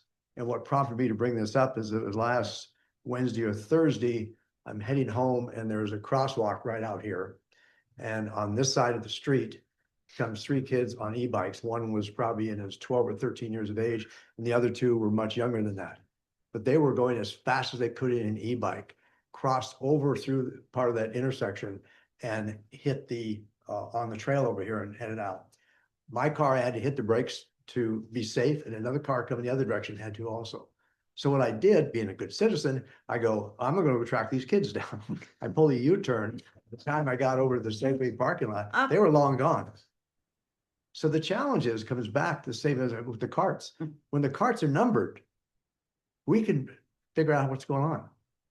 But we can't do that if they have these e-bikes. And I'm not suggesting, or maybe throw it out there for consideration as time goes on, that if they have an e-bike and they're going to be on the trails, then put a number on it. Because then what we're able to do in that situation, if those kids doing what they did, if I would have seen a number, everything would have changed. It wouldn't have been a citizen just being a whiner that called in the police department saying, what are you going to do about this? But if there was a number there, then you are able to say, oh, Mr. Kennedy, I appreciate you doing this. We'll follow up with number 55. Well, and on the e-bikes itself specifically, if they have pegs and not pedals, so to speak, they're illegal anyway. You can't ride them on, they're not on the roadway or on any type of form. But the e-bikes with just the pedals on them, we have no issue with because they don't have the capability of going up to 50, 60 miles an hour, where some of these e-bikes can do up to 50, 60 miles an hour. And that's what we've witnessed and seen several times on the roadways. So I don't know about the enforcement issue, how we can actually handle that as far as maybe marking them. That's something we can always look at, and maybe registering those vehicles is something, if they're going to be utilizing them within the city limits, that's something we can look at and see how we can do that. That'd be interesting to see. But I think that would be a good step forward in order to try to regulate them a little bit. Good luck trying to read that number at that Right. speed. Right. And I'm sure that young man was pointing out I was number one when I honked at him. I'm sure. Yeah, well, thanks. But just from a law enforcement perspective, please don't do that again. Because you don't know what exactly that e-bike is carrying or who was on that bike. If you chase it down, we'd rather report it to law enforcement and let us handle it, because We've seen them in the past, and unfortunately, a lot of these e-bikes are being used for burgs and other thefts and stuff like that because they can get out quickly. So if they're cruising fast and they look like they're dressed in black and you try to take off after them, you never know what you're going to get. So please just call us instead. I can assure you that Mr. Kennedy is not the type that I'm going to track this kid down, hit him by the nape of the neck and haul him down to your office. That sounds It's good. going to happen from me. Perfect. Glad to hear it. Go ahead. Quick question, pegs, did you say pegs or e-bike? Yeah, like a motorcycle where it just has pegs. So there's no, it's not Yeah. just pedal You're right. it's like. you Yes, just go. there's several of them that are built and they actually just have pegs on them that are not supposed to be driven on the roadway because it's illegal to ride those on the roadway. So that's Okay. why I say, look at the difference yeah. between, if they got pedals, that's Mhm. considered an actual e-bike, Yeah. where the other one is illegal. Consider no RV, yes. What's an ORV? Off-road vehicle. Yeah. Okay. Mhm. Okay. Mayor Pro Tem. I just want to quickly say to Mr. Clay and his neighbors that I'm sorry we couldn't come up with a solution. I do think it's important for us to all recognize that this discussion was not a waste of time. It was a discussion that was brought to us by neighbors who had a legitimate complaint. And while we couldn't come up with a solution, mainly because we are handcuffed by state law, I think it's important for us to be able to recognize that when these discussions are brought to us by neighbors, that we respond. And we have a series of meetings about them and try to address a neighbor's issue. So I just want to make sure that they know that the message that we are sending is not that your complaint was a waste of time. It was rather that there's just nothing that we can do about it. Yeah. Thank you. Got it. Okay, and I know I'm not counsel, but one thing I saw come in my city email during the meeting. Late as usual, I need to have a talk with the Valley Chamber, but Northwest Trends, which is the big building just to the east of the pot shop. Everybody's asking, when's it gonna open? Ribbon cutting is 6/26 from 3 to 4. So that's next Thursday from 3 to 4 at Northwest Trends. If you would like to go. All right, next up, we have public hearings and appeals. Lisa, are you still with us? I think you are. There you are. We have public hearing for transportation improvement plan. You want to tee it up and then I'll open up the hearing. Absolutely. I'm gonna share my screen real quick. There we go.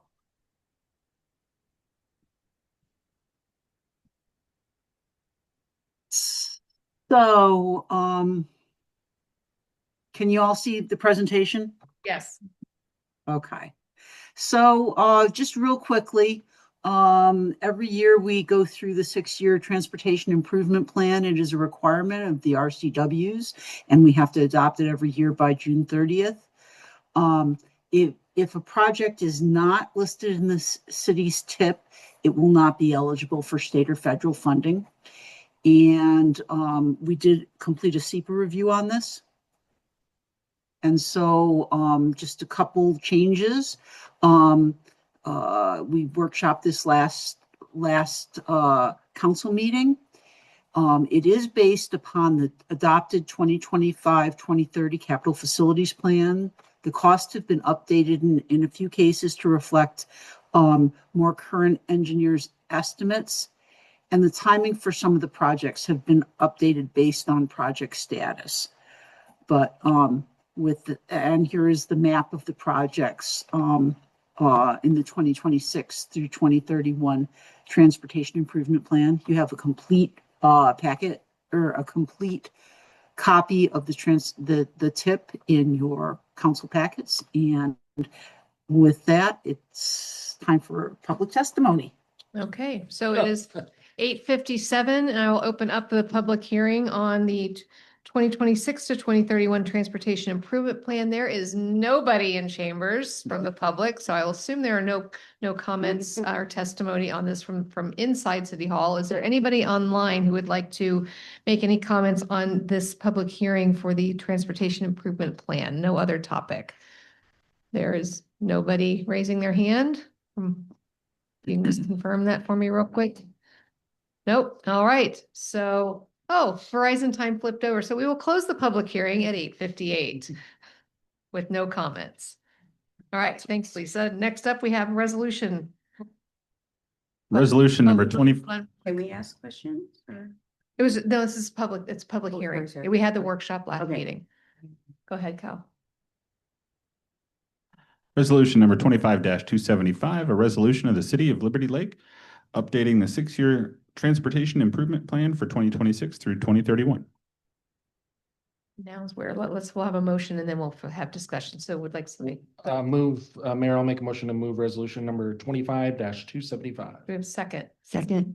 Second by Councilmember Van Orman. Now we are open to discussion on the resolution. I think I had Councilmember Dunn and then Councilmember Ball. No, I was going to introduce the move. Oh, I'm sorry. Okay, Councilmember Ball. Okay, Lisa, a couple things. TP 11 and TP 16, to me, they kind of are the same thing. I mean, what am I missing here? It's all about, citywide examining the streets and so forth. What were those numbers again? Okay, TP 11, pavement conditions study 11, preservation master plan, and then 16 network analysis. What's the difference? So there are two very different things. So the network analysis is actually looking at the operations of our network over time as our city builds out. So it's looking at what improvements do we need to make to provide for the capacity and for good operation of our intersections. The pavement master plan is a totally separate thing. It's looking at pavement condition. And that's for preservation. One is for capacity. The other one, capacity and operation. The other one is for preservation of existing roadways. Okay, that explains it. And then TP 13, is that happening this year? I haven't, it says so on this, on the graph, but I don't see anything happening. We just got the approval of the local agency agreement. It will be going out to bid next week. We'll be advertising next week for it going out to bid. That was the one that we talked about where, I'm sorry, TP 13 you said? Yeah, that's the, we are looking at designing that right now, and it's probably going to be a late fall project. We're actually going to likely bid it with the frontage improvements on Mission Avenue because we'll get a better price for it. The one that's funded by the grant that Senator Christian came through for us with. And so it will be designed a little bit later this year for hopefully construction this year. It may move to the actual construction may not occur until spring. We just have to see how the timing goes. We haven't gotten our grant contract yet, so we can't really start the design for that piece until the grant contract has been provided to us and you have approved it. okay, and that's the safe passage to schools thing, right? Yeah, the safe route to school where we're adding the sidewalk on the south side, east of the middle school. Yep, okay, thank you.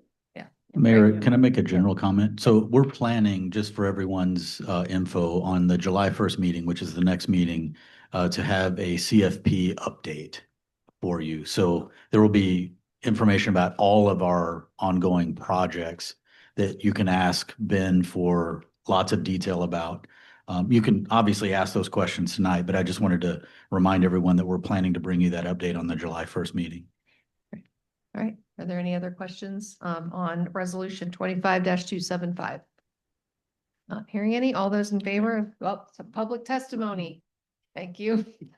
Is there anybody in chambers or online who'd like to make a public comment on resolution 25-275? If you're online, send a note to our meeting host. Is there even anybody online? There are a couple. Okay. All right. Not hearing any. All right, those in favor of approving resolution 25-275, please say aye.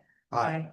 Any opposed? All right, motion passes 7-0. Ordinances, and I believe we are going to go, we're going to ask to waive the rules and move to second read on all of these. So I will. Ordinance number 8B, an ordinance of the City of Liberty Lake, Washington, repealing ordinance number 8, establishing the salaries for mayor and city council members. Mayor will make a motion to waive first read, move immediately to second read of ordinance number 8B. Do we have a second? Second. Second by Councilmember Kennedy. Those in favor of waiving the rules to move to second read, please say aye. Aye. Any opposed? All right, not hearing any, motion passes 7-0. Second read, Kyle. Second read ordinance number 8B, an ordinance of the City of Liberty Lake, Washington, repealing ordinance number 8, establishing the salaries for mayor and city council members. All right, Make a motion to approve ordinance 8B. Second. okay, we motion in a second.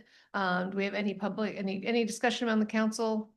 Let me Yes. just ask, 8B is superseded by what ordinance? It's in the financial policy, correct? No, there's already a salary commission. So there's a salary commission that establishes these, and then officially the adoption of the budget establishes the salary for mayor and city council. Okay, just as long as there's clear tracks and regulatory for what this has been superseded by. Yeah, Yes. good question. Good question. Okay, any other questions from council? Not hearing any. Is there anybody online who'd like to make a public comment on ordinance repeal of, the approval of 8B? I went the wrong way on that one. Not hearing any? All right, there are no public comments. All those in favor of approving ordinance 8B, please say aye. Aye. Any opposed? Okay, motion passes 7-0. Ordinance 153A, an ordinance of the City of Liberty Lake, Washington, repealing ordinance number 153, creating a Liberty Lake Youth Commission, adding new chapter 3-5, Board of Youth Commissioners under Title III to the Liberty Lake Municipal Code and providing for an effective date. Mayor will make a motion to waive the rules and move immediately to second read of ordinance 153A. Do we have a second on the? Second. Thank you. Second by Councilmember Kennedy. Those in favor of suspending the rules and moving to second read, please say aye. Aye. Any opposed? Nay. Okay, motion passes 5-2. We'll go to the second read and have discussion. Ordinance 153A, an ordinance of the City of Liberty Lake, Washington, repealing ordinance number 153, creating a Liberty Lake Youth Commission, adding new chapter 3-5, Board of Youth Commissioners under Title III to the Liberty Lake Municipal Code and providing for an effective date. Mayor will make a motion to move ordinance 153A. We have a second. Who is that? Mike. Okay, thanks. Mike. Okay, second by Councilmember Kenny. All right, discussion. Who would like to do? Okay. I see if maybe somebody from the committee first before questions wanted to explain why this one's going away. Go ahead. Well, I was on the Yeah. commission, but on the Yeah. committee, but I don't know that we recommended that it go away. I saw that on the grid. So my discussion would be that I don't think that we should get rid of the commission. Okay. That's when we're done. I'm just looking for some reason that we should, a logical reason why this should be repealed. Go ahead. And mine was 2008. We had Chase Youth Awards here for our youth commission. Do we really want to go ahead and take this away? So I have a concern that I don't think the committee recommended that this go away. 33% of our town is youth. And we had a really active youth commission in 2020. They were doing amazing things. COVID happened. And I don't know, without getting more information from city staff, what efforts have been made to revive the commission. But I would support keeping the commission, not repealing the ordinance, and evaluating how we can revive the youth commission, and if we can't, what those reasons are. Okay. Yes, it sounds like there may have been some confusion. You go ahead. Well, I just tried to check and my computer's dead, so I apologize. So I can't remember, we went through so many of these. I can't remember what the official recommendation was on this one. So, we could table this for now, and come back to it, once we know what the reason why it's on this list. But all of these that are on here are the results of our ordinance review commission that we had put together, or committee that we had put together to look through. So there was a reason. I just can't remember what it was and I can't Okay. access it. So Sean, help me with the appropriate action to table. This would just be to rescind the original motion. No, you can just do a separate motion to table it. I mean, if you want to do the next meeting or a later meeting or a different time period, you can just say we want to make a motion to table this ordinance to a certain time. Yeah, Mayor, I'll make a motion to table ordinance 153A. To a future meeting. We To a don't need- future meeting, yes. A second was from Councilmember Kennedy. Okay. Any discussion on that? Go ahead, Councilmember Kurtz. I would like to understand what the city staff has done to recruit and what the barriers are to getting the commission, because I think that would be informative for all of us to decide whether to keep it or not. Can we add that to a future workshop? Yeah. Okay, I'll take that note. And then we had a motion and a second to table ordinance 153A. Is there further discussion? Not hearing any of those in favor of tabling this ordinance, please say aye. Aye. Right, motion, any opposed? Motion passes 7-0. So we will revisit that and talk about that in workshop. Thanks for, yeah. Go ahead.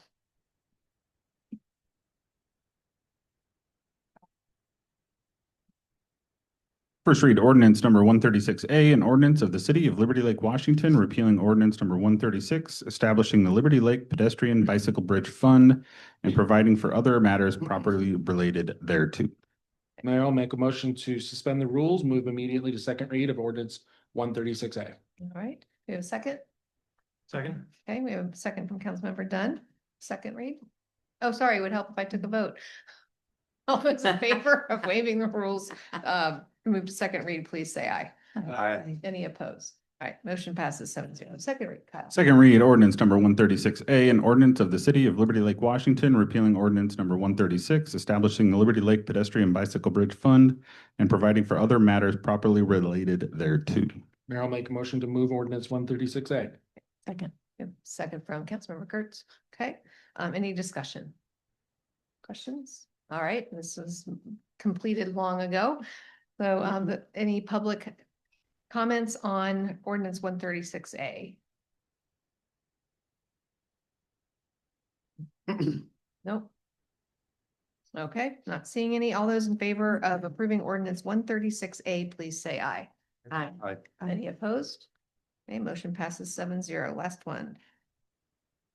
First read ordinance number 129A, an ordinance of the city of Liberty Lake, Washington, repealing ordinance number 129, providing for the reimbursement agreements to facilitate the development of streets and related improvements which benefit adjacent properties and the city street system. Mayor, I'll make a motion to suspend the rules, move immediately to second read of ordinance 129A. Second. Okay, we have a second by Councilmember Kurtz. Those in favor of suspending the rules, moving to second read, please say aye. Aye. Any opposed? All right, motion passes 7-0. Kyle. Second read ordinance number 129A, an ordinance of the city of Liberty Lake, Washington, repealing ordinance number 129, providing for the reimbursement agreements to facilitate the development of streets and related improvements which benefit adjacent properties and the city street system. Mayor, I'll make a motion to move ordinance 129A. Second. Okay, a second by Councilmember Kurtz. Can somebody give me a background on this one? Yes. Yeah.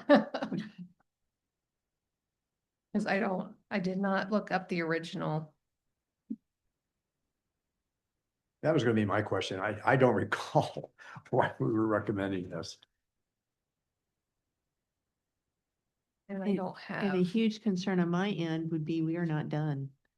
So we may be needing this ordinance in the well, let's future. see what it was. I think this is the last, oh, go ahead, sorry. I think that possibly if there was question among the council, like such as myself, I was involved, I think I was involved in this, and I don't recall, might be a good one to postpone this. Yeah. Along with the other one until we can do a little more research. I'm pulling 129 up right now real quick. Maybe we might be able to solve this pretty quickly. This is from July 2004. City of Liberty Lake has authority to establish, widen, blah, blah, blah, streets. Authorizes street latecomer agreements whereby city may allow developers to construct street improvements to obtain reimbursement from property owners who benefit. Purpose of this ordinance is to permit the city to participate in the development of street improvements constructed by private parties and thereby facilitate the recovery of costs to the private parties.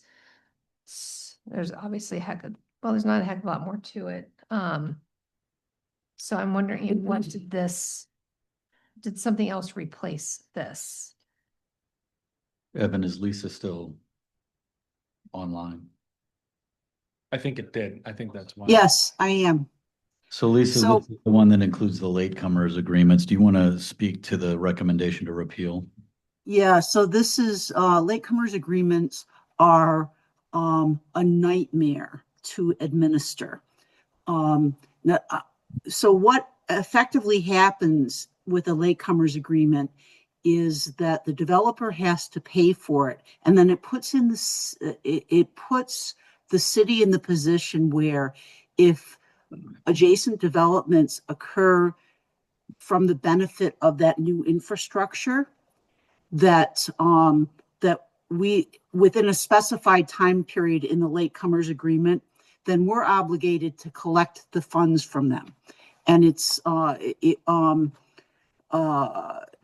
becomes very problematic for us to do that. The reality is there are not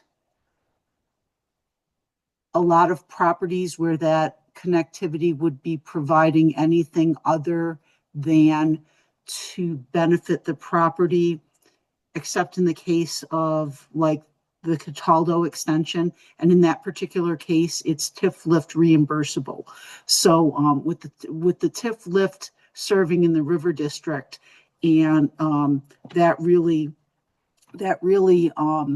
would be the only example that I can think of at this point in time that would represent a pretty significant investment that would benefit other properties. Can I ask a question? Yeah, Sean's got a question. Lisa, can you recall of a recent time period where this ordinance would have been utilized by a developer? I don't believe it has ever been utilized. And so therein, I will say that when I was with the city of Hayden ran into a lot of problems trying to administer these latecomer agreements. And one of the things that happened is that whether it's for a 5-year period or a 10-year period, the adjacent developers that did benefit from the construction of the infrastructure very often would wait until the latecomer agreement expired before they developed their property, so that they would not be on the hook for a proportionate share. The other thing that's really challenging about them is that it's supposed to be a proportionate share, but if you don't know how that property is going to develop yet, you don't know what the formula is. And so that also makes it challenging, and the city's burdened with the responsibility to administer this financial agreement that is really to the benefit of the developers, or to the initial developer. They're very problematic. And Lisa, an additional question. I presume the intent for this, because this was passed not long after the city was formed, was to try to help spur development. And so this was a mechanism by way to help developers proceed with development in the city. Would that be accurate? That would be accurate. Again, it would have been a way that we would have said, oh, well, if you build this water main or sewer main, you can get reimbursement from other property owners, because you have to build it to the end of your, basically to the extent of your property. And then that next property would then benefit from it as well. So since we're 21 years or so since this was passed, there's been a lot of development over that period of time. So that's why I assume there hasn't really been any use for it currently. That's correct. Okay, thank you. We have a question from Councilmember Kennedy. Thank you. Yes, Lisa, understanding this never come up before we get rid of this, is there at any point it would be a disadvantage to the city in the future, because we still have a lot of development as we move forward? If this wasn't there and a question came up, how would we deal with that? So if that wasn't there, it would just be the developer's responsibility to develop the infrastructure. Where it typically has been utilized is with sewer and water infrastructure. And since we're not a sewer and water purveyor, it makes no sense for us to be administering a latecomers agreement for that sort of thing. Okay, thank you. Thank you. All right, are there any other questions for Lisa? All right, before we go to a vote, is there any public comments, excuse me, on 129A? Wait, did we take a motion? Yes, sorry, I lost track. I didn't write it down that time. Is there any public comments on 129A? Doesn't sound like it. Nope, okay. We will go ahead and take a vote. Those in favor of approving ordinance 129A, please say aye. Aye. Any opposed? All right, motion passes 7-0. Okay, we have no emergency ordinances, introduction of upcoming agenda items. It has gotten a bit smaller, and knowing that we're getting into budget season, that's probably a good thing. I did add to this we'll find a time to talk about the youth commission. We'll get some information, back with some information on that. Lisa's got most of the things on here because we are, as you know, smack dab in the middle of the comprehensive plan. And got the Transparency Act on here, still TBD, and a couple others for July 15th, one for Ben and one for Mark. Is there anything on here that anybody has any questions about? Go ahead, Councilmember Kurtz. I wanted to ask regarding the governance manual, when we might be able to bring that forward to the council before we get into budget season. So we talked about potentially maybe August 1st. And so Mark, I just wanted to see if you have a better timeline for that. Based on the communication that we had, we were anticipating that August 1st timeline. So that'll give us, excuse me, plenty of time to review and make any, I don't necessarily anticipate, since it went through a committee, other revision suggestions, but it'll give us time to review and be prepared to bring it forward for that process in early August. Thank you. So we will tentatively put that on for August 5th. Mayor Pro Tem. Just real quick, Mark, and can you remind me the meeting where we're hearing back from Turner Townsend on the town square concept? It's Is that July 1st? 15th. 15th. Yes. Thank you. Yep. Second line. I know. Oh, you I didn't, lost my did you not paper. get one here? No, I did. Oh, It's just you have I'm that one. lost it in everything. Okay, all right, so got through that. One last call for citizen comments. We have nobody in chambers. Is there anybody online who'd like to make a general public comment before we go to adjournment? Anybody raising their hand? Okay, not hearing any. We have no executive session, so with no further business before the council, we will adjourn 9:21. Thanks, everybody.